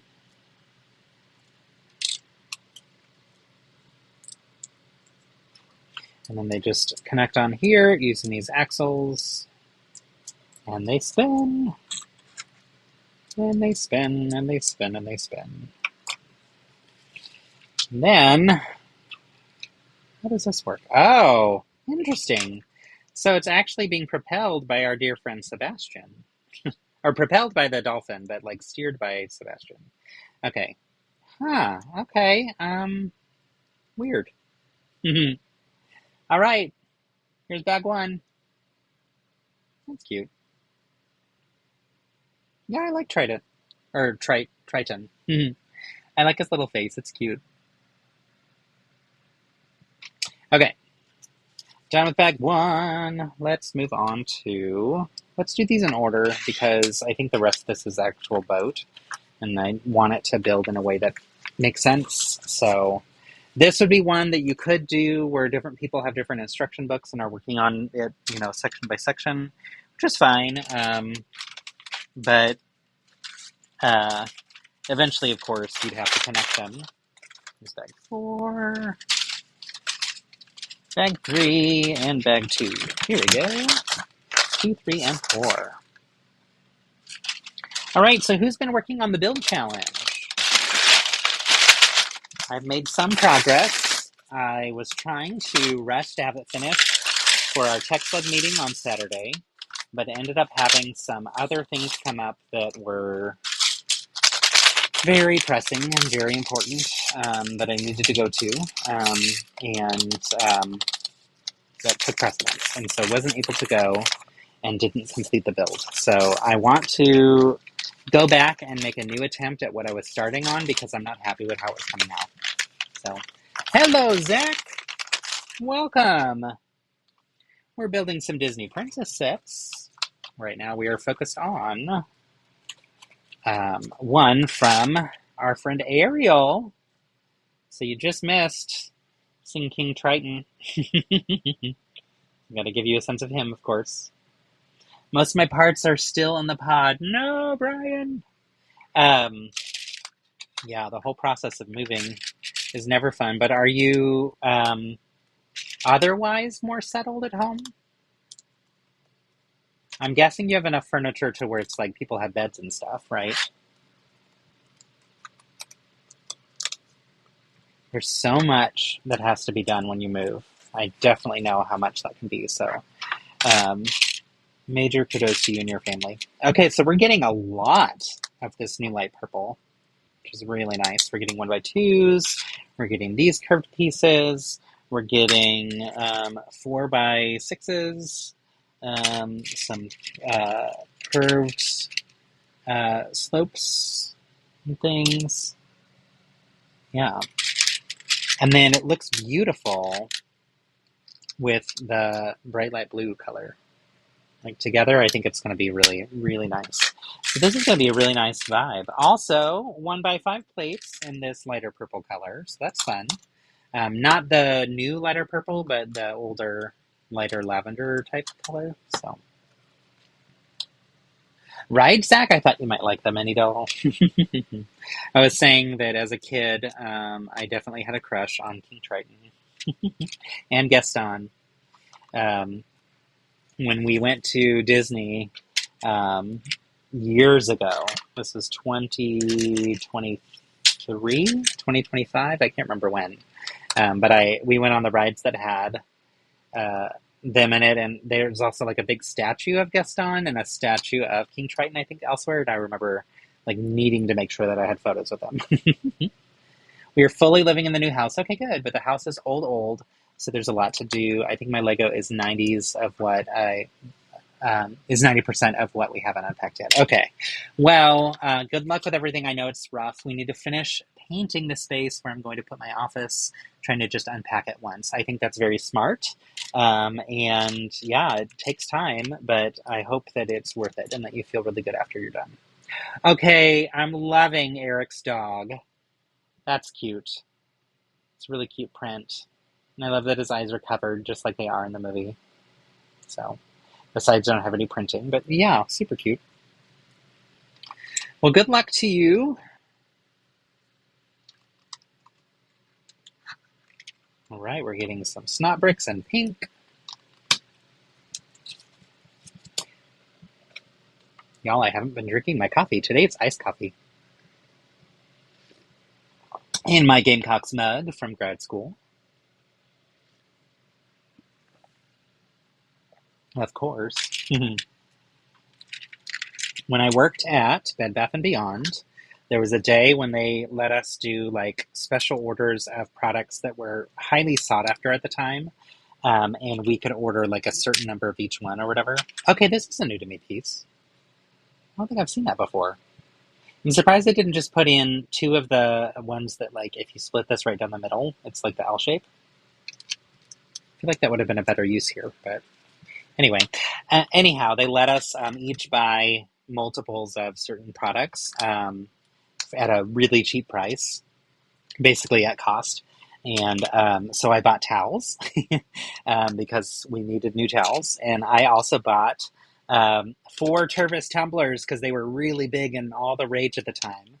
And I got one with the Gamecocks logo, one with Colored State Rams, one, and then 2 with UT logos because it was when I was still working at the University of Texas at Austin. / also Philip is an alum of there, so it made sense to have 2 of them. I think that was before we were living together and before we were married, but I knew, that's the direction things were going. So, and I don't know if Tervis tumblers are still like a thing. I feel like Yeti and others have kind of taken over that market, but they're actually really good quality. So I like that they hold their temperature, the cold temperature, pretty well. So, I don't know much about the brand, to be honest. I feel like I should if I'm going to talk about them, but yeah, so. Is this a new set out now? It is, yeah. So Lego sent me the wave of Disney princess sets that came out, I want to say, in July. So these might have been July 1st sets. And I had so many sets that this grouping of princess sets ended up getting kind of set aside. I built the Rapunzel one, and I showed y'all a little bit of that one during one of the live streams, but the others just got set aside. And then I was building Pua and the Kokomora, and Philip and I watched Moana together. And so Philip built the Moana Disney Princess set that came in this wave too. So we have her as well somewhere, but I think she's in the main room by the TV right now because we have like some summary type sets out there right now. And I forgot to grab her for today's stream. So it's a minimal. It's not my favorite of the sets, but I do like that you still get her attached. Her mini doll, and I think you get her sister in that one. I can't remember. It's not a boat. It's like a little island type one. So. Sending happy vibes, Brian. Just got through my own reno project, and I've got unsorted Lego piled up. Ooh. Unsorted Lego is the worst. Actually, it's not at all, but the piling up of it can be very stressful and annoying for sure. And that's where Philip and I did so much work on the sorting front. And I've now been putting it all back into the Lego room. And we were able to empty a bin that was able to put stuff back up or put all the Lego that was in it into the sorted drawers, which is nice. And now that bin can be the area where I have larger bags of extra Lego that Like when I have a large amount of a specific piece to where there's too much to go in my sorting bins, I'll keep a Ziploc of it in a separate area so that I know I can come back to there to replenish if I need to. Um, and yeah, having that bin open now is made a huge difference. And I can walk around in front of my drawers where I build from, which is making building so much easier again. So like I said at the beginning of the feed today, I am so excited to be closer to being able to do a Lego room tour and show y'all how I have everything set up. Because the one question I get asked all the time is, how do you sort your Lego? And the answer is everybody has to have their own process that works for them, but I do have some tips based on like how I've done it over time, so I'm happy to share as we go. Tervis Bed Bath & Beyond, that takes me back. I know, right? Such a sad life that it's all over now. I was literally talking about Bed Bath & Beyond yesterday. Why was I talking? Oh, that's why. I was at my, you know what's really funny? I've never had plastic surgery in my life. I'm not opposed to people getting it. When I lived in Miami, it was a very common experience, and I was surprised at how common it was, and am supportive of people doing whatever they want from a gender-affirming care standpoint, which is really what plastic surgery is. But what I was about to say was, when I was at my plastic surgeon, and I don't know where that came from, when I was at my physical therapist, totally different than a plastic surgeon, y'all. When I was at my physical therapy appointment yesterday, we were talking about my arm injury, and I was talking to, there is a new staffer who is just finishing her doctorate, so she will be a physical therapist after she's done with this placement that she had at my location, and I'm so proud of her, and she's amazing. So she was working with my physical therapist doctor to learn from, and so she kind of delegated me to her yesterday to do like my closeout stuff. And so I was telling her like how I messed up my arm when I was working at Bed Bath & Beyond. I didn't address it at the time, which I should have. And it caused all these problems down the road because of Lego building and stuff. So that is a really long story that wasn't necessary, but I told you it anyway. So there you have it, everybody. All right, so... Oh, the other fun news is I'm done with physical therapy.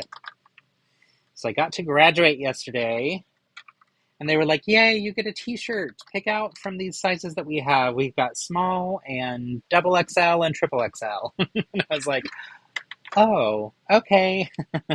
I'll take a double XL, and I won't wear this. Thank you. Which I probably should have just left it there, to be honest, but I felt pressured to take one because they were like, congrats, you know. And they admitted, they were like, yeah, we know it's not the best sizes for you. And I was like, no, that's okay. So they just need to replenish their sizes soon. But yeah, I'm done, and I'm very happy to be done.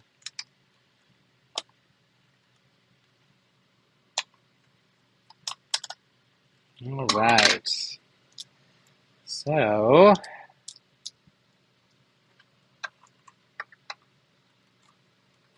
this is creating the curve here, but then the way that we're going to fill in the gap here is using some of these 1x2s and then this curve, which is good enough, right? But I was kind of hoping it would be a sleeker end design here. But it also might get hidden somewhere, I'm not sure. So, but yeah, let's take a look at that up close so you can see. So the curve, it's not bad, but it's not perfect either. That's okay. Lego building is dangerous business. Glad you're on the mend, right? It can be very dangerous business. It was funny to like talk with her on the first day. She was like, so tell me what, why you think you have this injury and what it is and whatever. And I was like, well, I have a really weird life. And it's probably not that common for you to hear this, but I build with Lego every day. And she's like, every day? I'm like, yes. This is literally a huge part of my life, and I have repetitive actions that I do with my arms, and I hold things while I'm building, and like what I've learned through this whole process is I hold things in my right hand and I build with my left hand, which means lots of repetitive pushing and moving and picking things up and whatever, and also holding this arm still for a very long time, which is not good, but also flipping it this way, this is so awkward to me and does not work the way that I operate. So I've tried teaching myself how to do it the opposite way so I can switch and swap.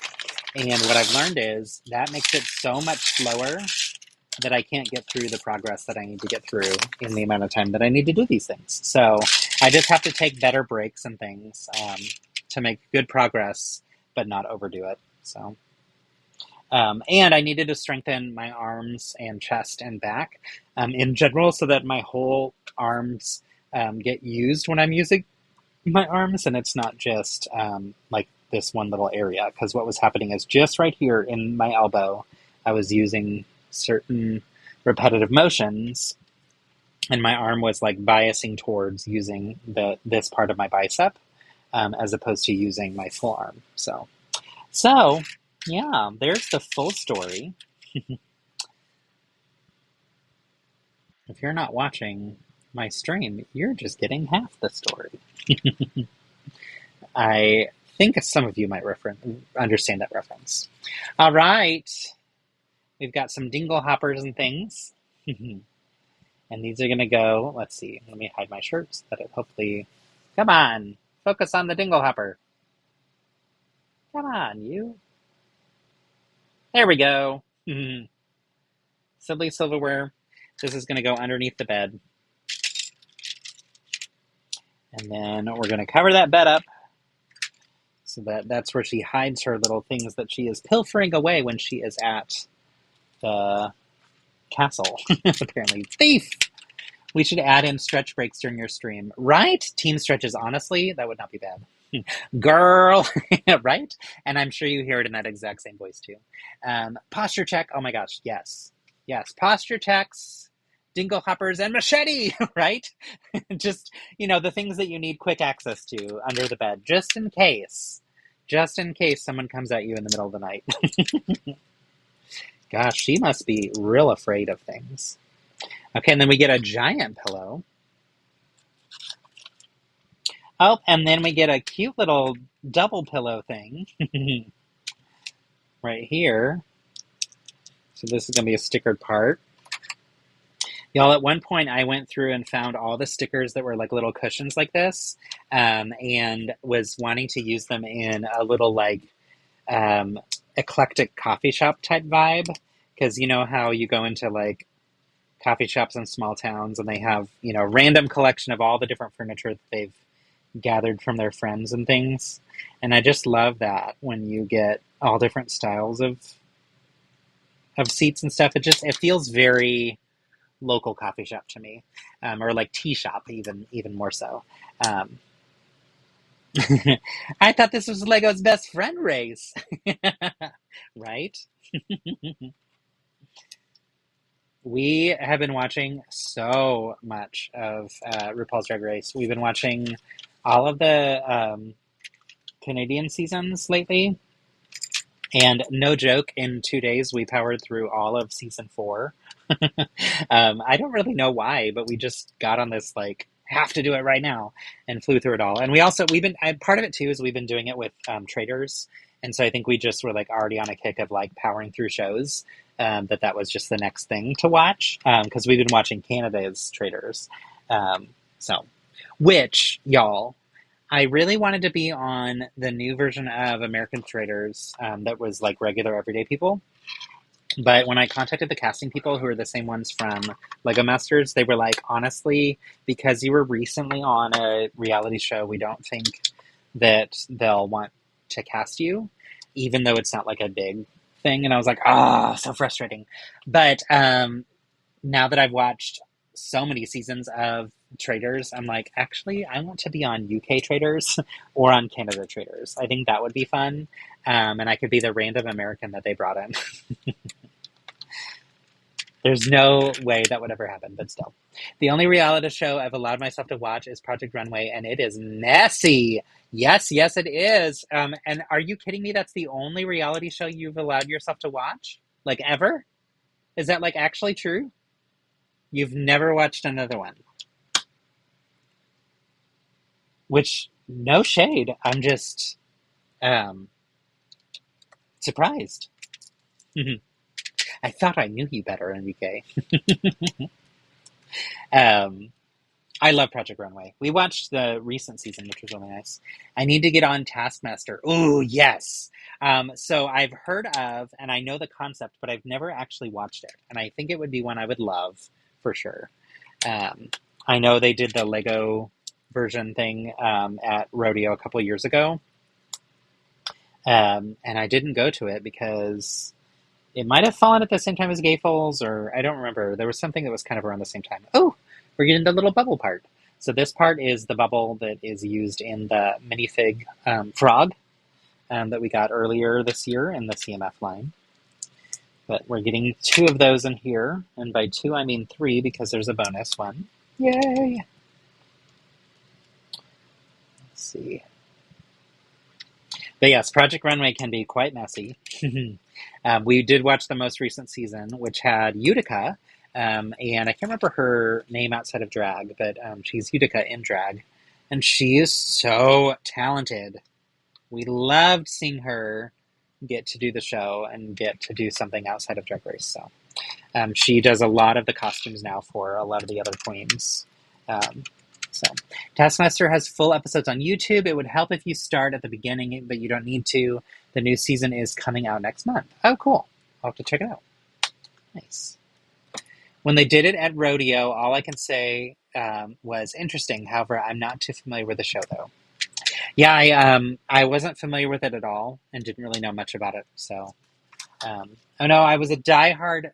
Okay, I was like, I feel like you've watched others. Okay, yeah.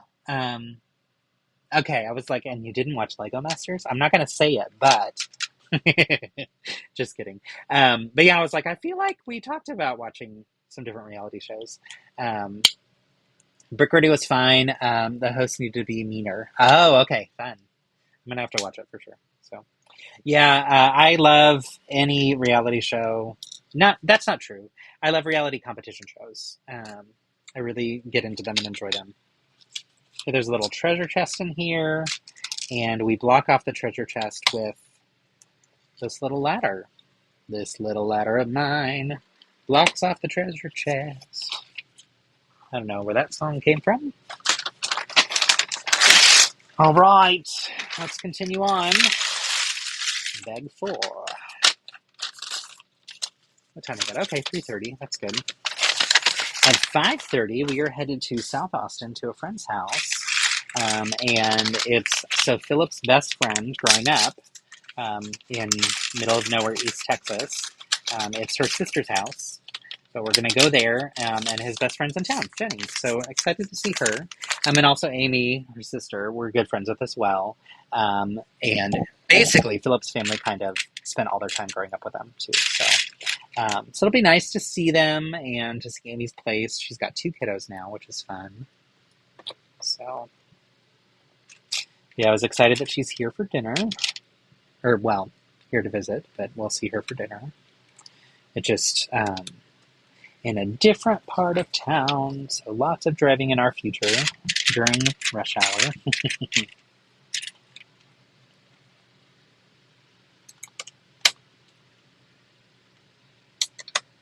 Come alive, go and light your light, let it burn so bright, reaching up to the sky, let it open wide, we're electrified, the world becomes a fantasy, and we're more than you can ever be, 'cause we're dreaming with our eyes wide open. And you know we can't go back against the world that we were living in, 'cause we're dreaming with our eyes wide open. So come alive.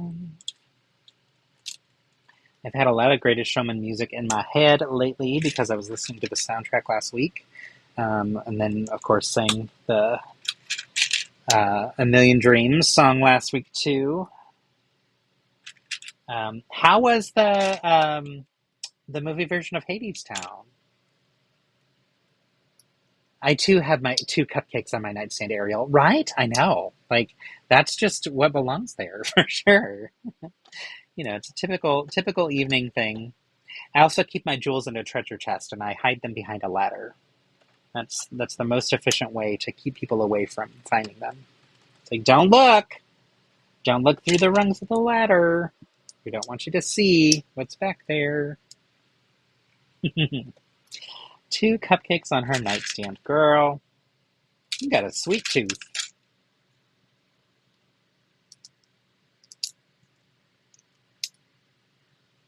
All right.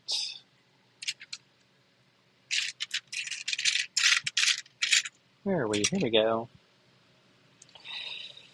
The other thing that I've noticed through physical therapy is I tend to do this and like scrunch up my shoulders. So I need to like help get them down. Hadestown was really good. The band was the absolute highlight. Awesome. I'm surprised how small the stage production was, though. Yeah, I want to say I don't think Philip saw it live in on Broadway, but our friend Sean and Marianne did, and the staging is really, really tiny in comparison to the traveling.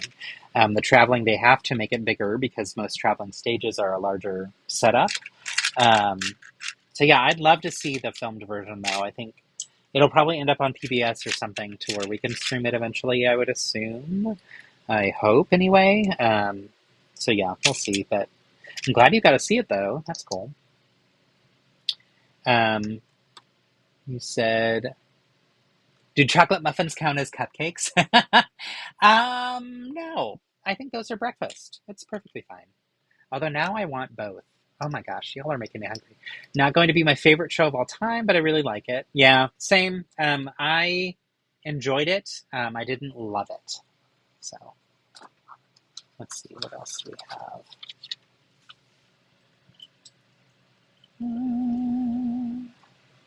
Love that movie. Yes, Greatest Showman. Such a good film. I like it too. And I mean, there's all kinds of criticism and arguments about it, but I actually still really enjoy it. I think it's fun. I think we put too much emphasis on things needing to be like perfect historical representation of what actually happened versus sometimes we can be lighthearted and have fun and enjoy something. So now that I've drove to Austin and traveled around there, I know how much it is a task and journey to go anywhere else in Texas. Yes, it is a lot. I forgot that you drove all the way here. That is such a long drive. Like, how much time did it take you to get all the way to Austin?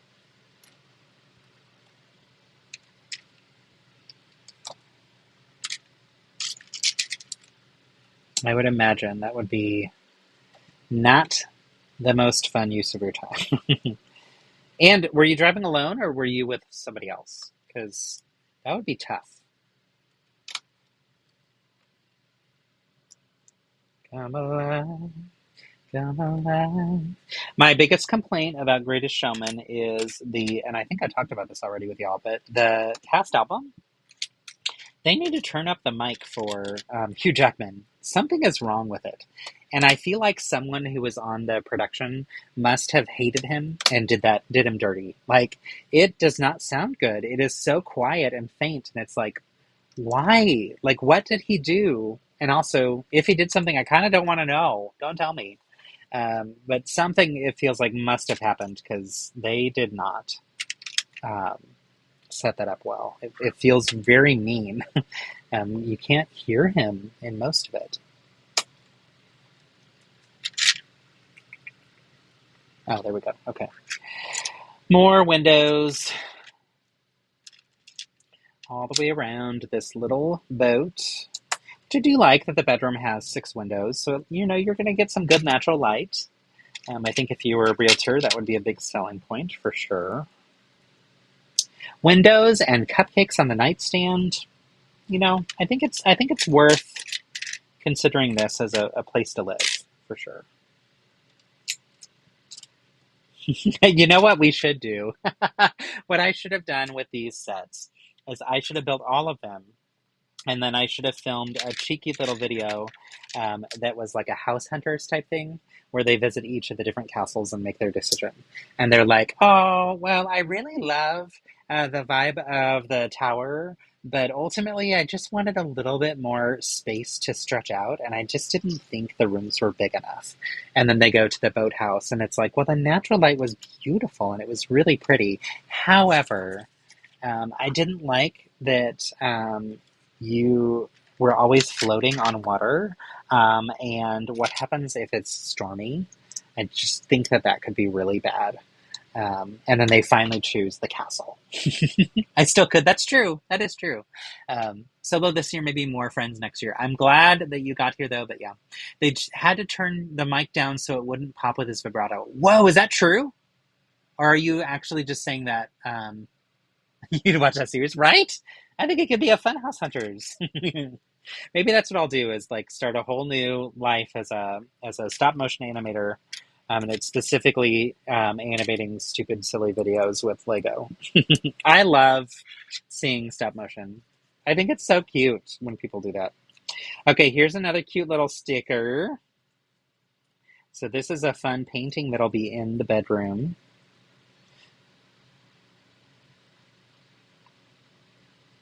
There you see her, sitting there across the way.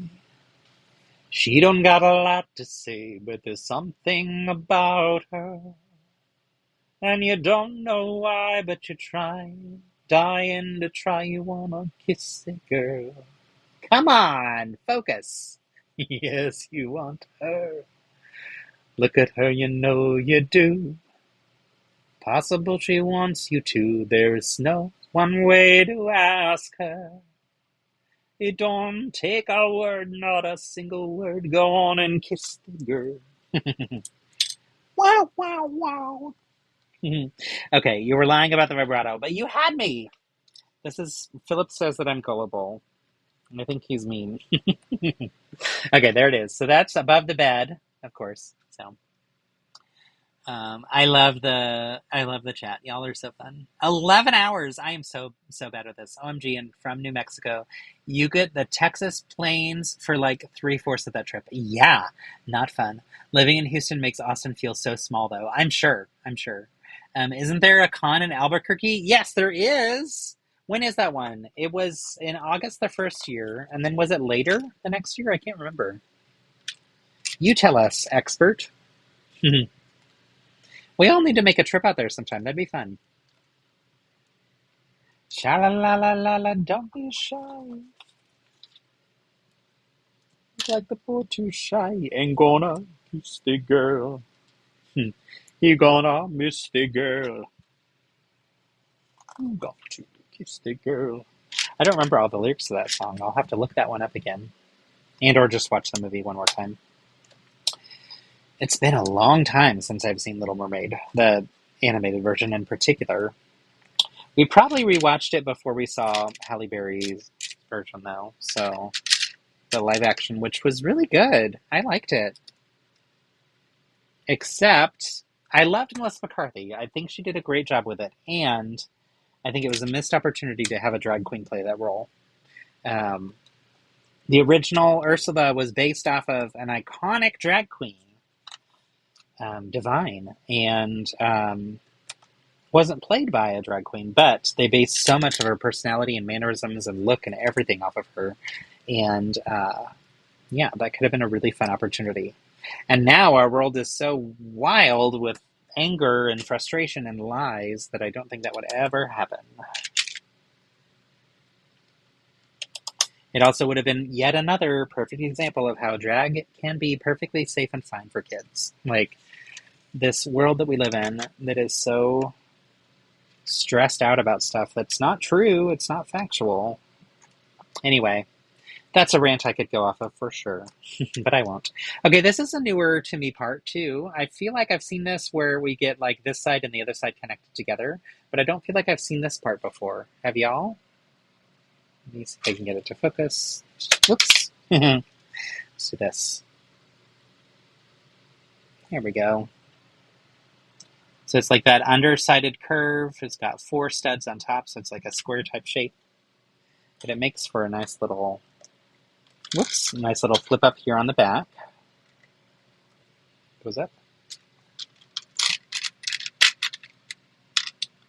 Let's see. Good news, bad news. Good news, there will be an Albuquerque BrickCon next year in July. It's the same weekend as Rodeo. Oh no. Buddy, that's rough. I want to tell the organizer that if you're wanting people from Texas to come, not to plan it then. It'd be great if you didn't do it that same weekend. Zach, does that mean you'll be with us or will you be there? Which I understand if you have to be there, but I want you to come here. So we'll definitely miss you if you're not here. Was excited to check it out next year. Bummer. Yes, tell them to move it. Demand it. Not that that'll happen, and yeah, I get that it's not your job to do, but still, that's a surprise and kind of a miss in my opinion. But also, I know that there's a million factors that go into planning these types of things, so I get that it might be hard for them to plan a different weekend, or like maybe the facility that they are renting out is only available on certain days or whatever. Like, totally understand that there's more factors that go into it than just simply taking a date. But if there's any chance they can move it, that'd be great. Yeah, Zach, choose! Choose! You must pick us or them. I know the right choice. There's only one right choice here. I don't know what that voice is, y'all. I'm sorry. I apologize. Please forgive me.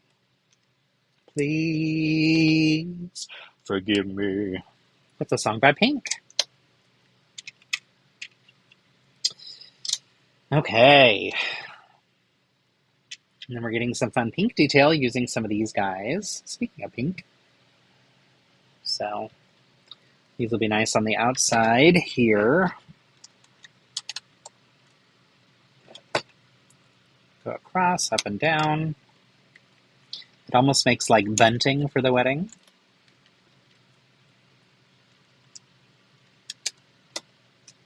And do the same on the other side.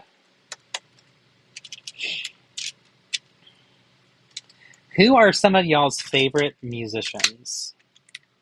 And why? TBD. Okay, that's fair, Zach. Well, keep us posted. We'd love to see you. But I also get it. You've got commitments and responsibilities and your own community to think through too, so it'll be really different to not have you at a rodeo after having you there for the last 5 years, right? I think so. 4 or 5.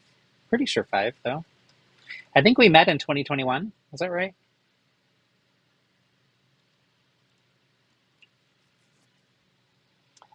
Right, and then we put this guy here, and I'm thinking we might put this flower here, so I'm going to do it anyway, and we'll see.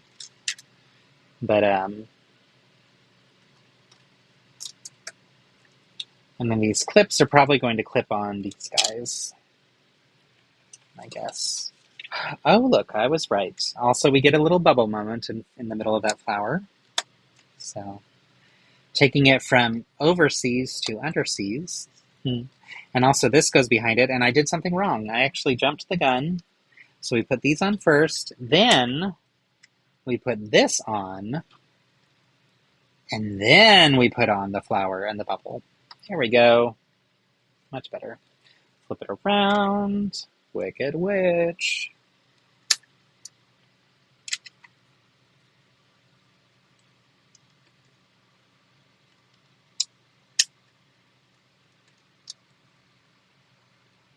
Michelle Yeoh is a wonderful joy of a human. Oh, I did these wrong. Dadgummit. Flip it around again. Wicked Witch again.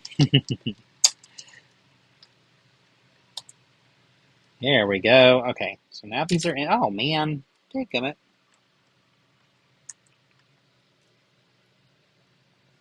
Brickcentric is in January.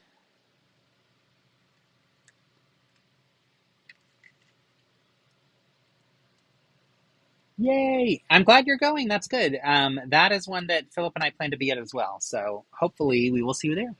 Honestly, I know which way the scales are leaning towards. Awesome. I will keep putting pressure on you then. And when you have to make a decision, I will support and respect whatever decision you make, but I will give you a hard time about it. But know that I am supportive of whatever decision you have to make. So. All right, we are almost done with this instruction book. So on the back end here, we put these guys on to give it some finishing detail.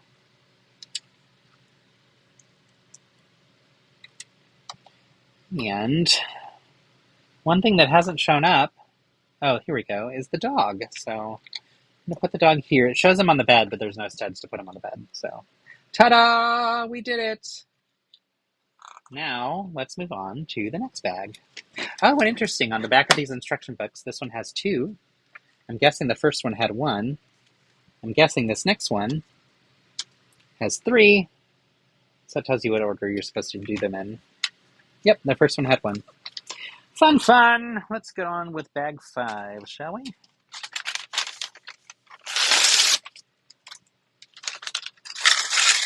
And since y'all suggested it, and I agree to it, let's do a stretch break. I guess that's what I was calling my coffee breaks, because I was standing up and walking to the other room, but we're going to stand, and actually I'm going to raise my desk again, because I'm feeling ready to have it up again. So everybody take a stretch.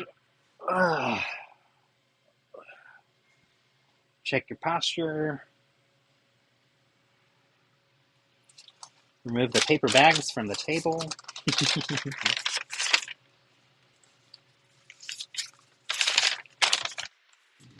Step behind the chair so you can slide it back in.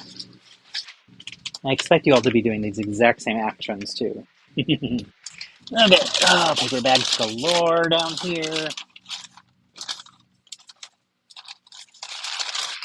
All right. Done with those. Okay, cool. And then let's tilt this up a little bit more. Let's see. Can I change the brightness? It looks dark. There we go. Oh, you're much brighter now. Really like to travel to a con next year. Would love for you to come with us to one of them. That'd be a lot of fun, Brian. We've gone to Slopes the last handful of years, and I'm going again next weekend, which I'm very excited about. So that one is still on the agenda, but we'll see if we make it there. All right, so here's our little friend, lovely lady, in her wedding dress, and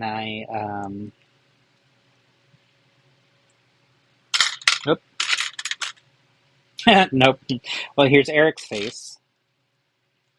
Well, we'll start with this. This is what Eric would look like as dressed up as Princess Ariel.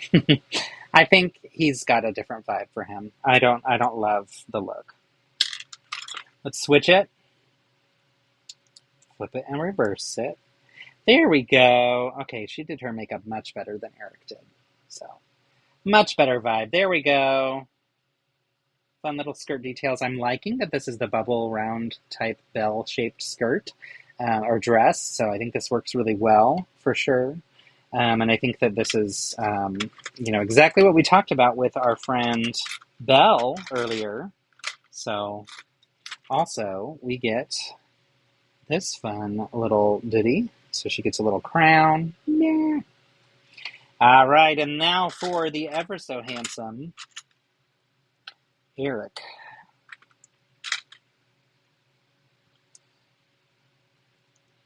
There he is. Who doesn't get a good song, really. We're like, you don't need to sing. So, let's see what else we got. We should make a group trip. Oh, that'd be fun. Yeah, there's lots of really cool conventions for sure. Zach says, what are some of the other conventions that are not too far from Texas? Ooh, yeah, they're all far. Omaha's one, I forget the name. I forget the name of that one too. Everything is too far from Texas, including Texas. Ugh, sadly true, and we're like right in the smack dab middle of it. Mexico is probably the closest. Maybe Chicago. Which one in Omaha? Yes, New Mexico is probably the closest, for real. That's a big reason why I feel like let's move the date of that Albuquerque one. I would love to go to the Albuquerque one. It would also give me the opportunity to finally go to Albuquerque and for us to come and see your neck of the woods. But yeah, not if it's going to be the same time as rodeo, because I'm not going to miss rodeo. I'm not going to lie. It's too big and too fun, and I'm too invested to skip out on our home con. So, unfortunately, but yeah. Who do we contact about this? Who do we yell about this? The one in Quebec would be awesome opportunity to practice French. It's bad timing for me. Oh, come on, Enrique, come with me. I'm very excited about that one. So that one, actually, y'all, just last night I got my hotel reservation, and I called the place because I was like, oh, it's getting closer to the date. I really should have done this a while ago. I call the place and they say, hey, we're all booked. Sorry. You can find other local close by hotels that are not too far away. And I was like, oh, that's a problem. So the guy was trying to, like, it was high pressure sales. It was really weird. And he was trying to get me to sign on the spot for this other hotel. And I was like, I don't even know the area or the locations or anything. And I don't know how truthfully close this is to the hotel. And I'm not going to have a car. Like, all these things were going through my head. And I asked him, is this refundable? And he said, no. And I was like, okay, well, I'm going to call you back. And I reached out to the guy who's running the convention and was like, hi, Sylvan. Apparently the hotel is full. He's like, that's not true. I was like, that's what the guy said over the phone. He's like, no, that's not right. Let me call them and work something out. And I was like, okay. So I decide to call back, and I get a different person that I'm talking with. And I said things in a different order. And she was like, oh, yeah, we've got the hotel book for that specific event, but in order to register, you have to call this other number. So I'm like, okay, cool. Call the other number, and in no time, they were like, yep, you're signed up, you're good to go. So they were not full at all. It's like a tiny, not tiny, it's a decent-sized hotel. Their room block was for the convention. So the reason it was looking like it was full was because if you're going not a part of the convention, then you can't get the rooms that are part of the room block. So it was a non-issue, but it seemed like a big stressful issue.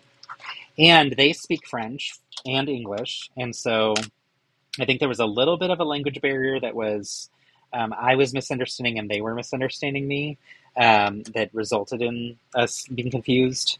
But also, I think whom I called first was like an AI robot type thing. It was really confusing. There was a precursor before you'd talk to someone, like a pre-recorded message that was talking about the AI support that you'll receive on this call. And I was like, I want to talk to a human. Please let me talk to a real person, not an AI bot who wants to sell me something. Like, no. So I'm kind of convinced that I was talking to robots, and whatever order I said things in didn't help them understand that I was calling about the room block. So, yeah, also, don't brag about how you use AI to me over the phone, because I don't think that's cool, and I don't want you to use it, and I don't think it's necessary for you to use it, unless it's like for simple efficiency, which in this case maybe it was, right? But even then, like, there might be ways for you to do it without using AI, so can we just not? That'd be great.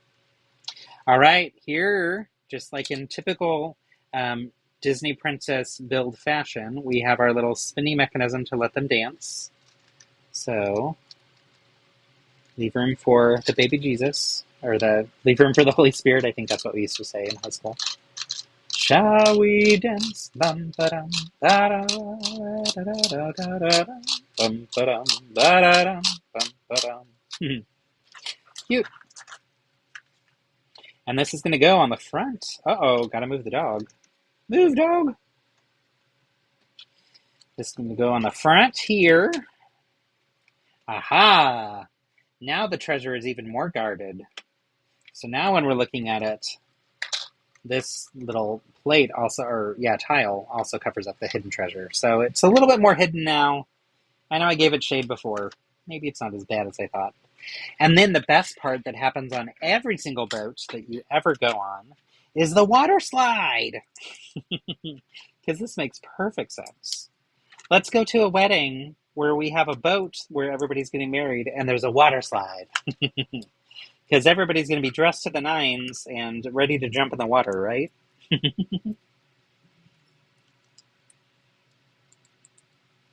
Maybe this is a cruise ship. I think that's what this has to be. This must be a cruise ship because no other setup like this would make sense for them to have a water slide. And then it makes sense to have the chocolate cupcake muffins at your bedside because you're on vacation. So you're going to celebrate and do all the things that you aren't supposed to do at home. Right? It would be a fun wedding. Not going to lie. I think I want to go. Hi, local gamer. Thank you for joining. We are building some Disney Princess sets. These are newer ones that came out, I think, in July. And this one in particular that we're working on is Ariel's Wedding Boat. Very Kalahari coated, right? I know. Really digging the balcony design. Honestly, this balcony design I didn't mind so much, right? It's kind of cute. I do love the spinning mechanism. I think there's always one, so.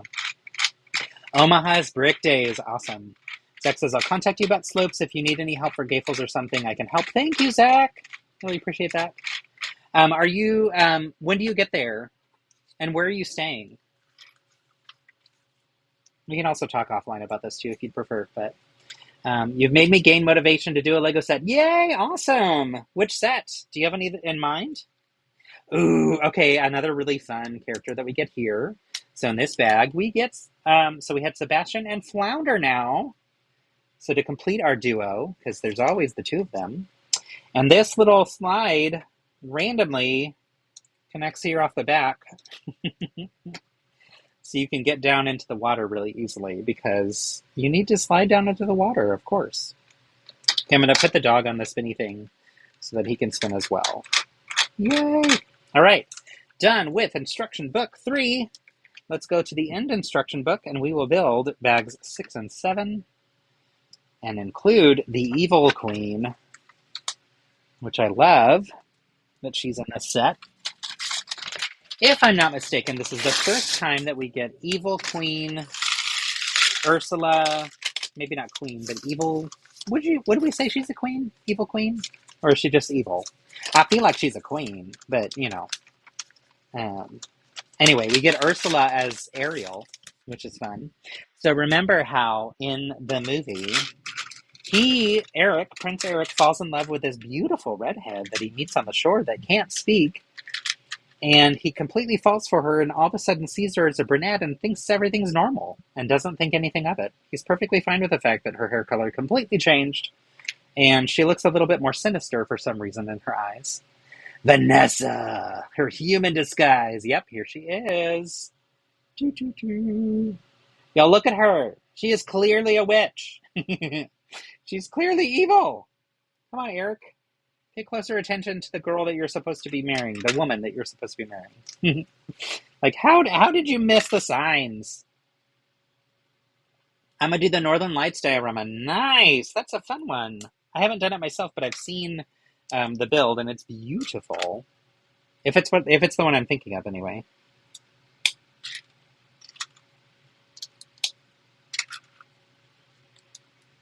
Right, so we'll quickly throw this piece together. These are 2 other sections of the boat, or I mean 2 bags worth of portions for the boat that I think will be this like next level layer or tier here.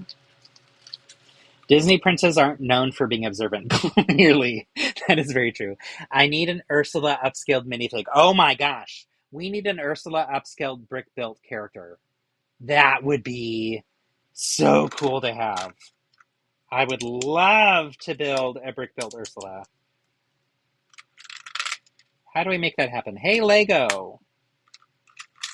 Actually, I'm going to reach out to Dave right now, and by right now I mean later.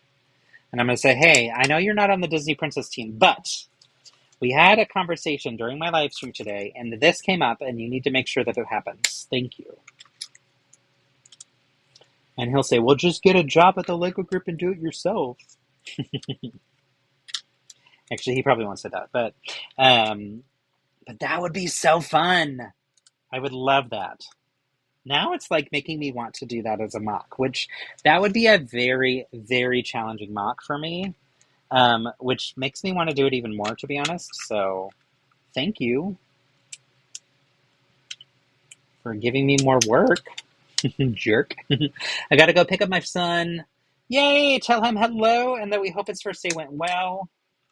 Thanks for joining. Good to see you, friend. And yeah, for some reason you decided to change your mind about slopes, let me know. I'll be there. I'll be there. Oh, so will Zach. He'll also be there. And Enrique is deciding to go to. Right? If we just sing it, then it happens. That's how that works, right?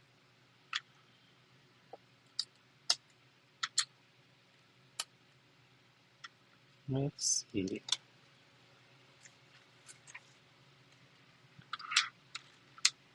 All right, we're getting more of these bubble parts in pink.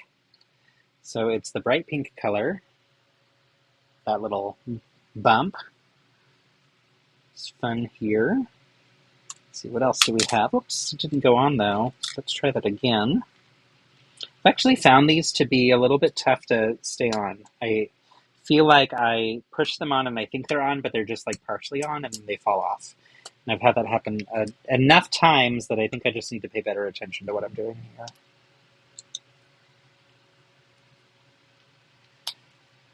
here. All right. I've got a few different builds that I've been working on for different projects and things, and need to dedicate time to making progress. It's been my mind's been all over the place, in part because of like the stressful weekend and other things that kind of derailed my focus. But also just time is ticking away. It's going so quickly. And since I was spending so much time streaming, I didn't have as much time last week to work on mocks. And so I need to dedicate some time this week. I was actually planning to tonight, and then I forgot that we were going to dinner, which I'm excited about. But yeah, I was like, oh no. So my mind's going a mile a minute with how to build a giant Ursula and casually sneak it into the Kraken Warriors build for next year. Yes, please. I know. I really want to see this happen. I really want a giant brick built Ursula. I think that would be fantastic to have. Okay, we get another sticker. This one is really beautiful. It's very maritime focused. Actually, there's quite a few stickers left in this. The very last bag is going to have 1, 2, 3, 4. All right, so let me get this one on first, and I'll show y'all.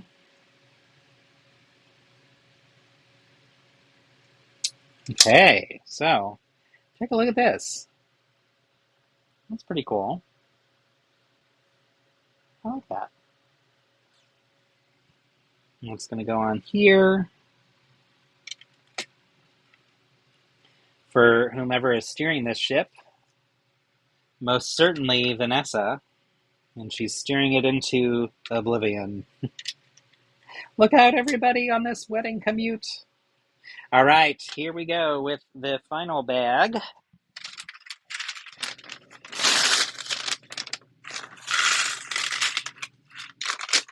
I've also had like a bunch of little short videos and pieces of content that I've been wanting to share since rodeo that were still related to Brick Rodeo, and I just didn't jump into it right away when we got back. And then time passed, and now it's like, ooh, is it too far? But I don't think it is. So I was working on one this morning that I got partially created. So my hope is to finish editing it and sharing it later today. But there's just a lot of really fun things that we got to experience, and I just want to share that with the world. So some of it's stuff that y'all already know because we've talked about it on our streams or whatever, but other pieces are like brand new. So yeah. So I was writing a comprehensive to-do list to try and get myself organized and focused on like, what do I have to do versus what do I want to do? Because the needs are different than the wants for sure. Oh no, y'all. Something I was nervous about with this set came true. I'm sure you're wondering what it is, and I'm about to tell you. So in this set, I told you when I first was opening it and or looking at it, right? I was excited to see that we had the parts to switch Ariel from being her princess self at the wedding in the wedding dress to her undersea self. And the disappointing thing is she's headless. So if you want her as her undersea self, you have to take off the head and hair and transferred over, which is not what I was wanting. I was really hoping that we got an extra head and hair. Now, this has happened multiple times in different Lego sets, and we've seen examples where they put in both a full head and hair and where they put just the body. In the Wicked set last year, in some of those Wicked sets, the one that's the dormitory that also closes into the luggage, it comes with two different versions of Elfie and of Glenda. And while I loved that, I was very disappointed to see that it only came with one head and hair piece for them, when it should have had two heads so that you could have two complete different versions. And at the exact same time, actually, that was 2 years ago now. At the exact same time, the Wednesday sets came out, and there was a Wednesday dormitory set that had two complete versions of Wednesday and Enid, where it was completely different heads and hairs. So you could have them both. And to swap characters, you didn't have to change up who they or what all the pieces were. So that's a bummer. But also, it was something I was expecting. It's a way for them to save on cost. I get that. But still, come on, y'all. It also means that websites like Bricklink are probably real confused.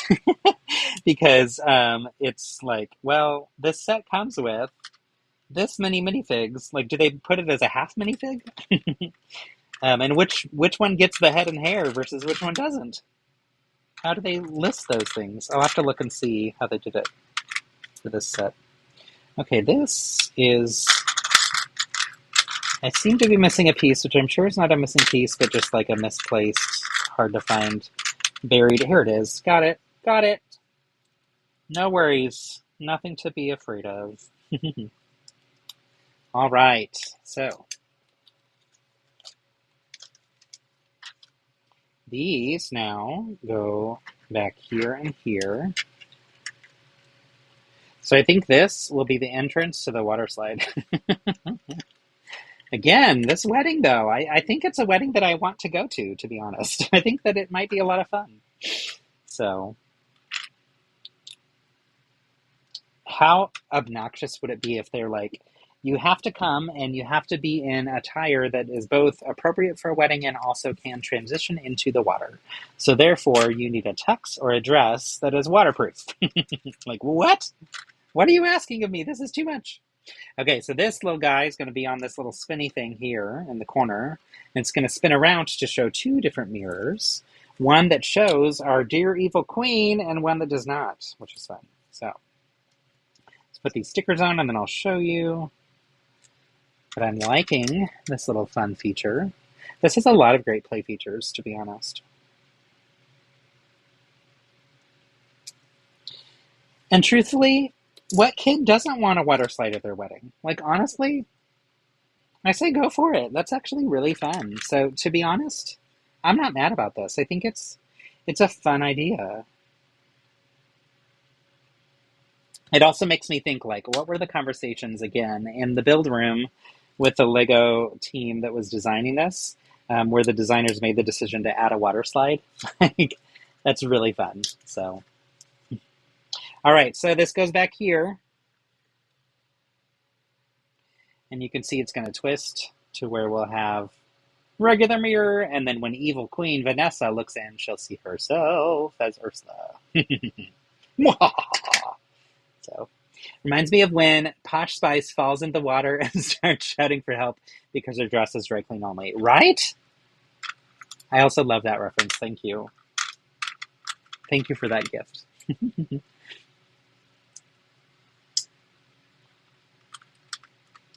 All right, some finishing details here, and then we can finish with this boat and sail off into the sunset, and our little queen can get married. Yes. Okay, so let's put this around here. And then this is going to help with stabilizing it so that we can spin it from above, which is interesting. Just want to go in. There we go. Okay, so now that's spinning a little bit easier and it'll be even better. What's up, Cam? Isn't this great? I know, the purple in this set is really fantastic. I'm very happy with the volume of the purple that we're getting. How you doing? What's new? What's poppin'?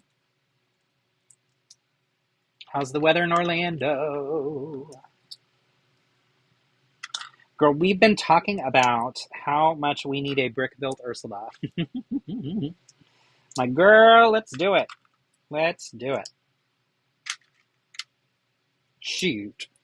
Brick-built Ursula for the win. Oh, another sticker. Everybody's favorite. Actually, this is kind of cute. This will be a fun one to have, like, for, I always, when I look at stickers, I almost always think about how I'd use them in minifigure habitats, so. Hi, friend. How's it going, Jay? Jay? I don't know why I said that so slowly. Jay, Jay. JJ's in the house. How's school been?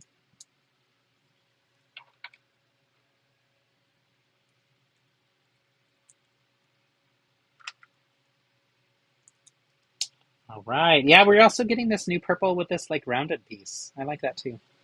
Chillin', just got home from work. Gonna play Fortnite with Jean. Yay, fun. Tell her hi. And I've been working on a modularish arcade mock. Okay, cool.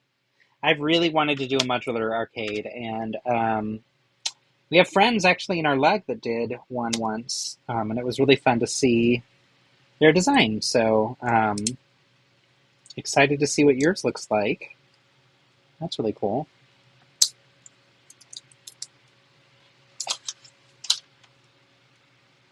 All right, so this one clips onto here. I'm wondering if this is where we're going to hide Ariel's other parts of her body when she's not using them.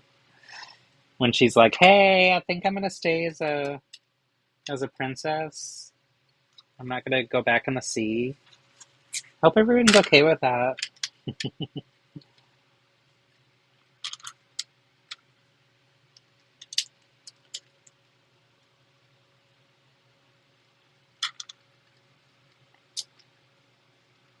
Let's see. I love that reference, Enrique. It's a fun throwback to a very silly and stupid movie. When we went to London last time, I think it was last time. Actually, no, I think it was 2 times ago. Marianne made sure that we went to where some of it was filmed, and then also where a specific music video was filmed. And I was like, this is the best. I love our friends. Uni's going, well, you've given in all essays for the semester. Yeah, nice. Just waiting for the results. Now I'm enjoying my last few free days before you start your internship. Yay! I'm very excited about your internship, for sure. Always here for a Spice World reference. Yes. Get it. Okay. Ooh, fun. So we're getting these in teal. Or, yeah, right? So this set comes with them in teal, and it also... Nope, it only comes with them in teal. I thought it came in another color, but I guess that was the other set I was doing. Which came in green. Right. Some more on over here, over the front.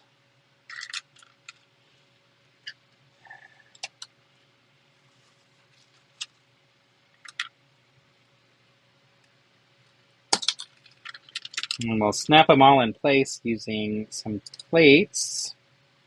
I'm just going to make sure that they don't fall apart.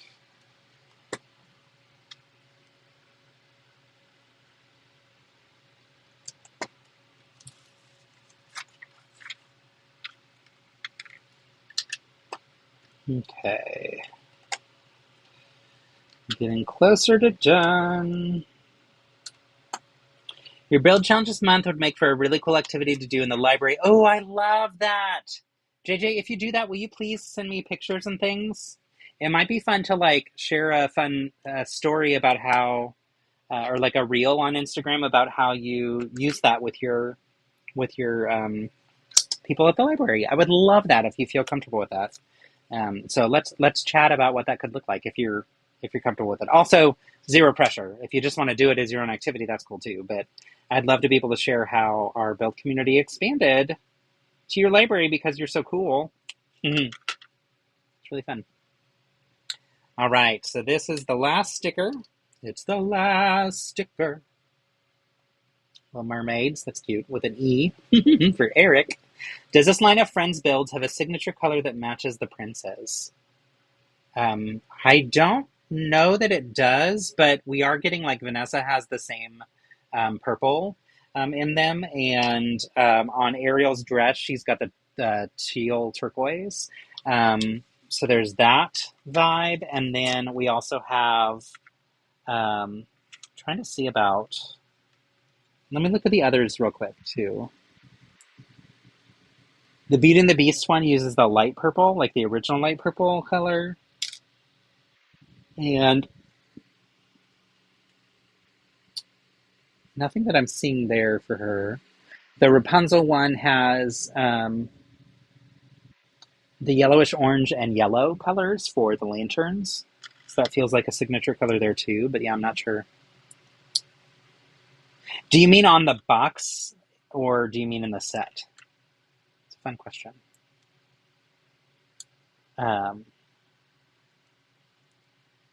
Yeah, JJ, I'm so excited for your internship. Cannot wait to hear more about it, and I hope it's really, really a wonderful experience. So it's been so fun to have you in our community and champion you on and your uni experience and getting your degree. It's really cool. So thank you for sharing with us as you've gone through. All right, so I'm looking ahead to see if it ever tells what that hidden feature is for. I don't think it does. So this is going to go on here. So, whoops.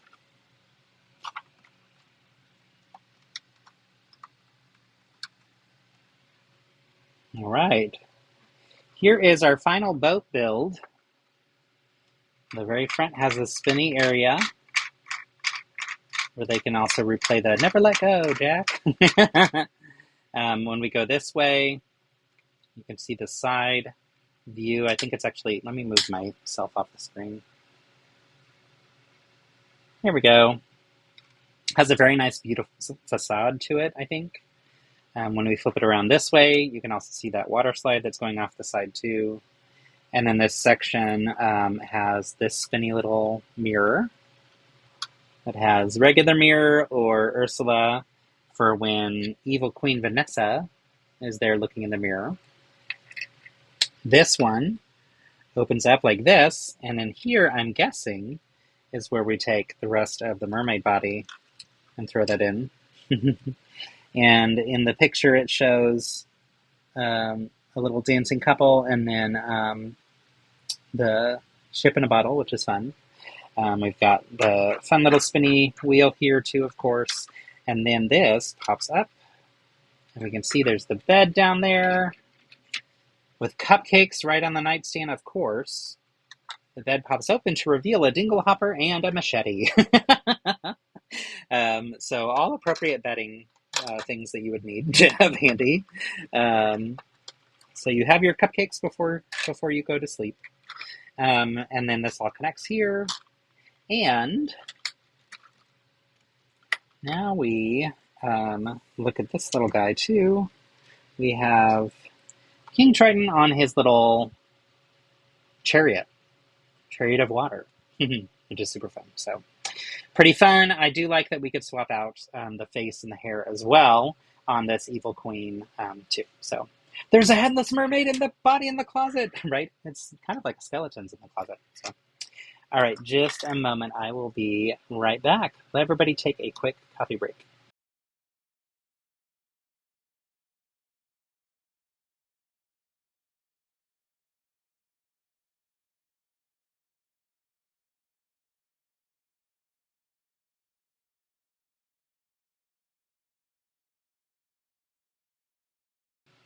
All right, I am back. I was just giving my food order for dinner, which is fun. It's my favorite place too.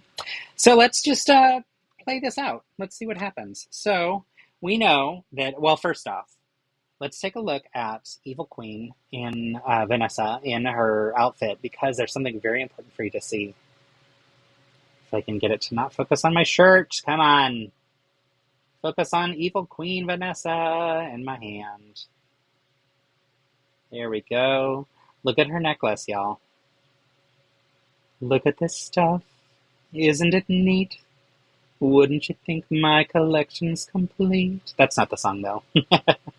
Ah, although it's the same tune. Ah, I don't have my voice anymore. But clearly, she's got the evil brown hair. And what I love is if we wanted to, we could even do this and be like, hey, evil queen, pretty sure this could be her. However, one difference is she doesn't have the necklace here. So actually, that's probably not true. I don't think that's a good option. I think she needs to stay on her other outfit. Poor unfortunate soul. I keep ripping her head off.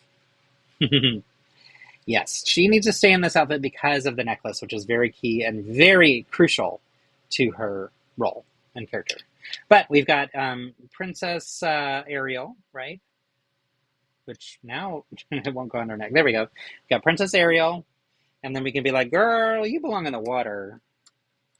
What you doing in that clothes? Let's get you changed. And you can do this. You can take off her crown, and there we go. Look at this stuff. Isn't it neat? Part of your world. And she flips her hair back. All right, that's enough fun. Enough silliness. Enough silliness for the day. I think we're going to put her dress in the closet. Let's see if that fits. Y'all, the dress doesn't fit in the closet. It is too bustling and big. Well, that's interesting. I kind of think that's a little bit of a mistake, but that's okay. All right, fine, girl. You can be in your wedding dress. Even though you're much more fun when you're in your mermaid tail. Okay, we'll put her here. Evil Vanessa is going to be in the bedroom with the headless mermaid in the closet. That's fine. Don't think too much about it. And she is going to be looking in that mirror, trying to style herself and seeing herself as Ursula. Woo, spooky. All right, y'all, that was a pretty cool set. I'm a fan. I think it was good pieces, good parts, good characters in it. I think this one feels more worth it to me in terms of like full-on story and everything than the Beauty and the Beast one. That just feels like it was missing some pretty critical characters. So that said, I appreciate the price point range and that we're getting different options for sure. So literally unplayable if you can't fit the dress in the closet. I know, right? I feel like when you build a closet and it has an opening where you can open and close it, if you have clothes for a minifigure or mini doll, shouldn't the clothes be able to fit inside the closet? That seems like a mistake to me. So, biggest conundrum that we've had here. Okay, I'm gonna go grab the Moana set and the Kokomora set for y'all to see as well. So I'll be right back with those so that you can get a sense of what those look like. And in the meantime, I want you to write in the chat what Disney movie is your favorite nostalgic Disney movie to watch.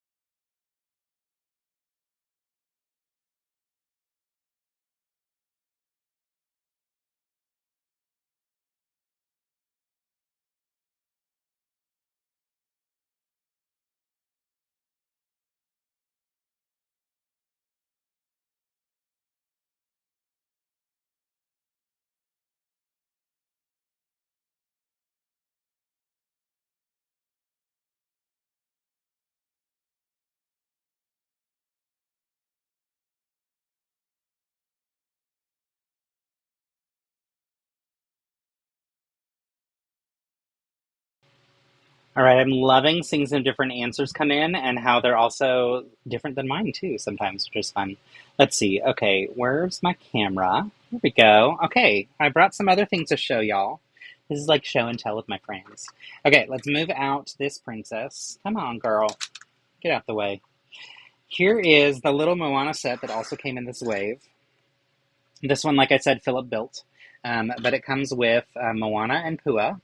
So we get a little tiny Pua doll. Moana's outfit and everything is similar to what we had before. I think her skin tone is slightly darker than what we had before too, which I think is fun. It's a nice little change. In this little boat, she's got the oar in her hand, but the oar can fit here in the clip. So that gives you a sense of her, which is nice. And then it's this little kind of island type setup. We get her little sister, which this makes sense to me as the mini, micro, tiny character, right? Because it's a little sister. It's not like the weird squashed tiny Rapunzel that we had earlier, right? Little food, different options. We've got some stickers here. Actually, these might be prints.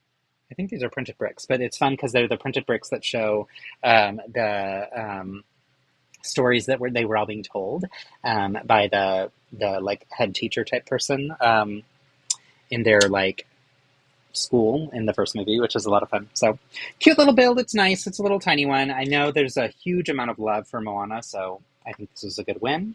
It was also one of the more recent ones, so I think it also has that nostalgic factor for younger kids and like teenagers and stuff too. So it is interesting. When I ask this question, I'm always curious to see what people say. So we've got Beauty and the Beast, but Hunchback of Notre Dame is right behind it. I love those answers, Enrique. So what's fun is we watched both of those when we were in Paris, and we watched them while we were building out the Eiffel Tower set. So in the video that we filmed where Philip and I are building that Eiffel Tower set, which was so much fun to do with the real Eiffel Tower in the background, and that's what was on the TV. Meet the Robinsons, says Brandon, which is interesting because that's one that I don't even know if I've ever seen. It hit at a time when I wasn't around a lot of kids in my life, and while I still go to cartoon movies as an adult, that was one that I skipped, and so it's one that I just missed out on, so I'll have to check it out sometime for sure. Let's see, what else do we have? Hector says, such a cute build, my fave Disney princess movie. I figured so, which I already knew that about you, of course. Fingers crossed we eventually get Eric's Castle or Atlantica as a modular build. Now that would be really cool to see, for sure. And then Zach said something and retracted it, so it's a mystery. Just kidding. I see another answer from him saying Sword in the Stone. Interesting. That's also one that's very throwback that I don't remember all that well. Philip and I tried to rewatch it as an adult, and it was one that I feel like I got distracted and couldn't follow the story, so I was like, I need to turn this off and rewatch this at a time when I'm paying better attention. Must have been building Lego at the same time. Probably for review, because when I build for review, I pay more close attention to the details and stuff. And then Cool Beans Cam says, my nostalgic Disney movies are Princess and the Frog, yay! Alice in Wonderland, fun. Sky High, which I don't know. And Meet the Robinsons, which again, like I said, I haven't seen. I would say my nostalgic movies are Aladdin and Beauty and the Beast, probably, would be the two that I would pick off the top of my head. Those were like core iconic movies when I was a kiddo. And also probably Little Mermaid would crawl up to the top there for me too. So Meet the Robinsons is great. So is Sky High. It came out when I was in college and my friends and I went to a late night showing. That's fun. I'll have to check it out. It's one that wasn't on my radar. Okay, let's take a look at some other sets. So I'm glad that I actually finished all these princess sets, finally. I had a few sitting there. I am in the process of building Pua, and I'll explain what I'm doing and why I'm not finishing it here on stream in just a minute. But let's start with the Kokomora. So the Kokomora, which these are so cute. I was very, very happy with them. I love the prints that we get here of the two faces. I actually, when I was building these, was thinking about Bart and his incredible build of the tiki thing and thought, oh my gosh, he's going to want these printed faces to somehow include or involve in his amazing tiki stuff. But these were so fun, and they have really interesting, unique techniques that create the rounded shapes. You can see that there's like little triangular street sign type shaped pieces that clip on there to fill in those gaps in the holes. And then both of them open up to where you could put something on the inside. So this one has that color detail on the inside, which is fun. And this one has more vibrant reds and pinks and corals and stuff. But I really loved these, and I decided to build these, and I was doing time-lapse of the builds with the movie Moana in the background. So you can watch the time-lapse of me building it, plus how far I got into the movie. And the coolest thing was, with the Kokomora, I finished them literally at the moment when they come across the Kokomora in the film. So I was like, this is just too perfect. So at the speed at which I was building, knowing that I was doing it time-lapse style and having to do it in a certain way and whatever, while watching the movie, when I hit play on the movie at the start and started building, finished these right as they came on screen. So it was like, this is just too perfect. Then I decided, let's continue with Pua. This is how far I got before the end of the movie. It's headless. So didn't quite finish, but she's super cute. And I just decided that she's a she, but I don't know for sure. These other parts also come with Pua.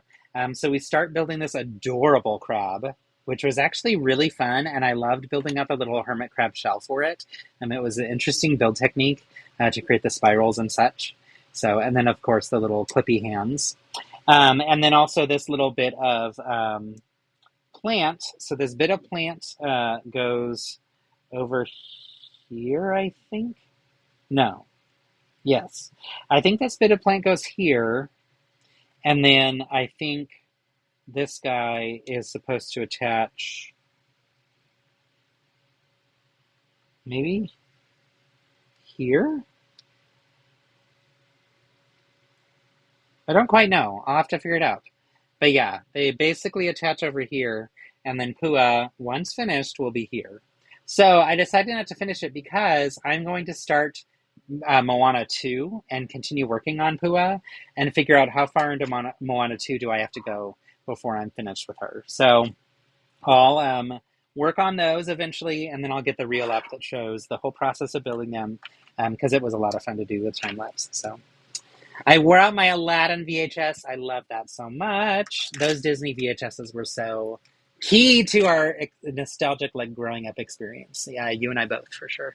Let's see, what else do we have in the chat? Also, Aladdin and Hercules. Aid the VHSs of, you had the VHSs of those two movies. That's so fun. Hercules came out when I was entering high school, I think. So thanks, Cam. Thanks for joining us. Good to see you, friend. Enjoy the games and say hello to Jean. Bye, friend. But yeah, Hercules was one that, like, I deeply connected with when I was in high school. But the song Go the Distance was sung at a friend's funeral of mine in high school. And at the time, it was like too traumatic for me to want to listen to or hear that music or anything. So I stopped listening to it and watching it. Now in my adulthood, I've come back to loving that song, loving the show, loving I say the show because it's becoming a musical, which is super fun, but loving the movie. And I've made peace with kind of that whole experience with it, but I did have like a little bit of a trauma around that too, so at the time. Okay, I think I have worn out my energy for today. So I am planning to log off, but thank you all for joining. Next Wednesday, I will be traveling to Brick Slopes, so I won't have a live next Wednesday. We will see. TBD if I have a live on Tuesday of next week or maybe Monday. I'm not exactly sure. But I'm really enjoying the live streams, doing them for Stand Up to Cancer and doing 5 of them in a week's time made me want to do more frequently. So I might pick up with a few more. So if you're interested, stay tuned and I'll set them up and you'll know when they show up. But great to see y'all. Thanks again for joining. Thanks for the chats and the feedback and information. Again, like I say, as always, I love hearing from y'all about the builds because I do pass that information back on to Lego and share the feedback with them if there's ever feedback that needs to be shared. So appreciate always hearing from y'all about your thoughts on the sets and stuff too. So, all right, have a wonderful afternoon or evening or morning or whatever time it is your time.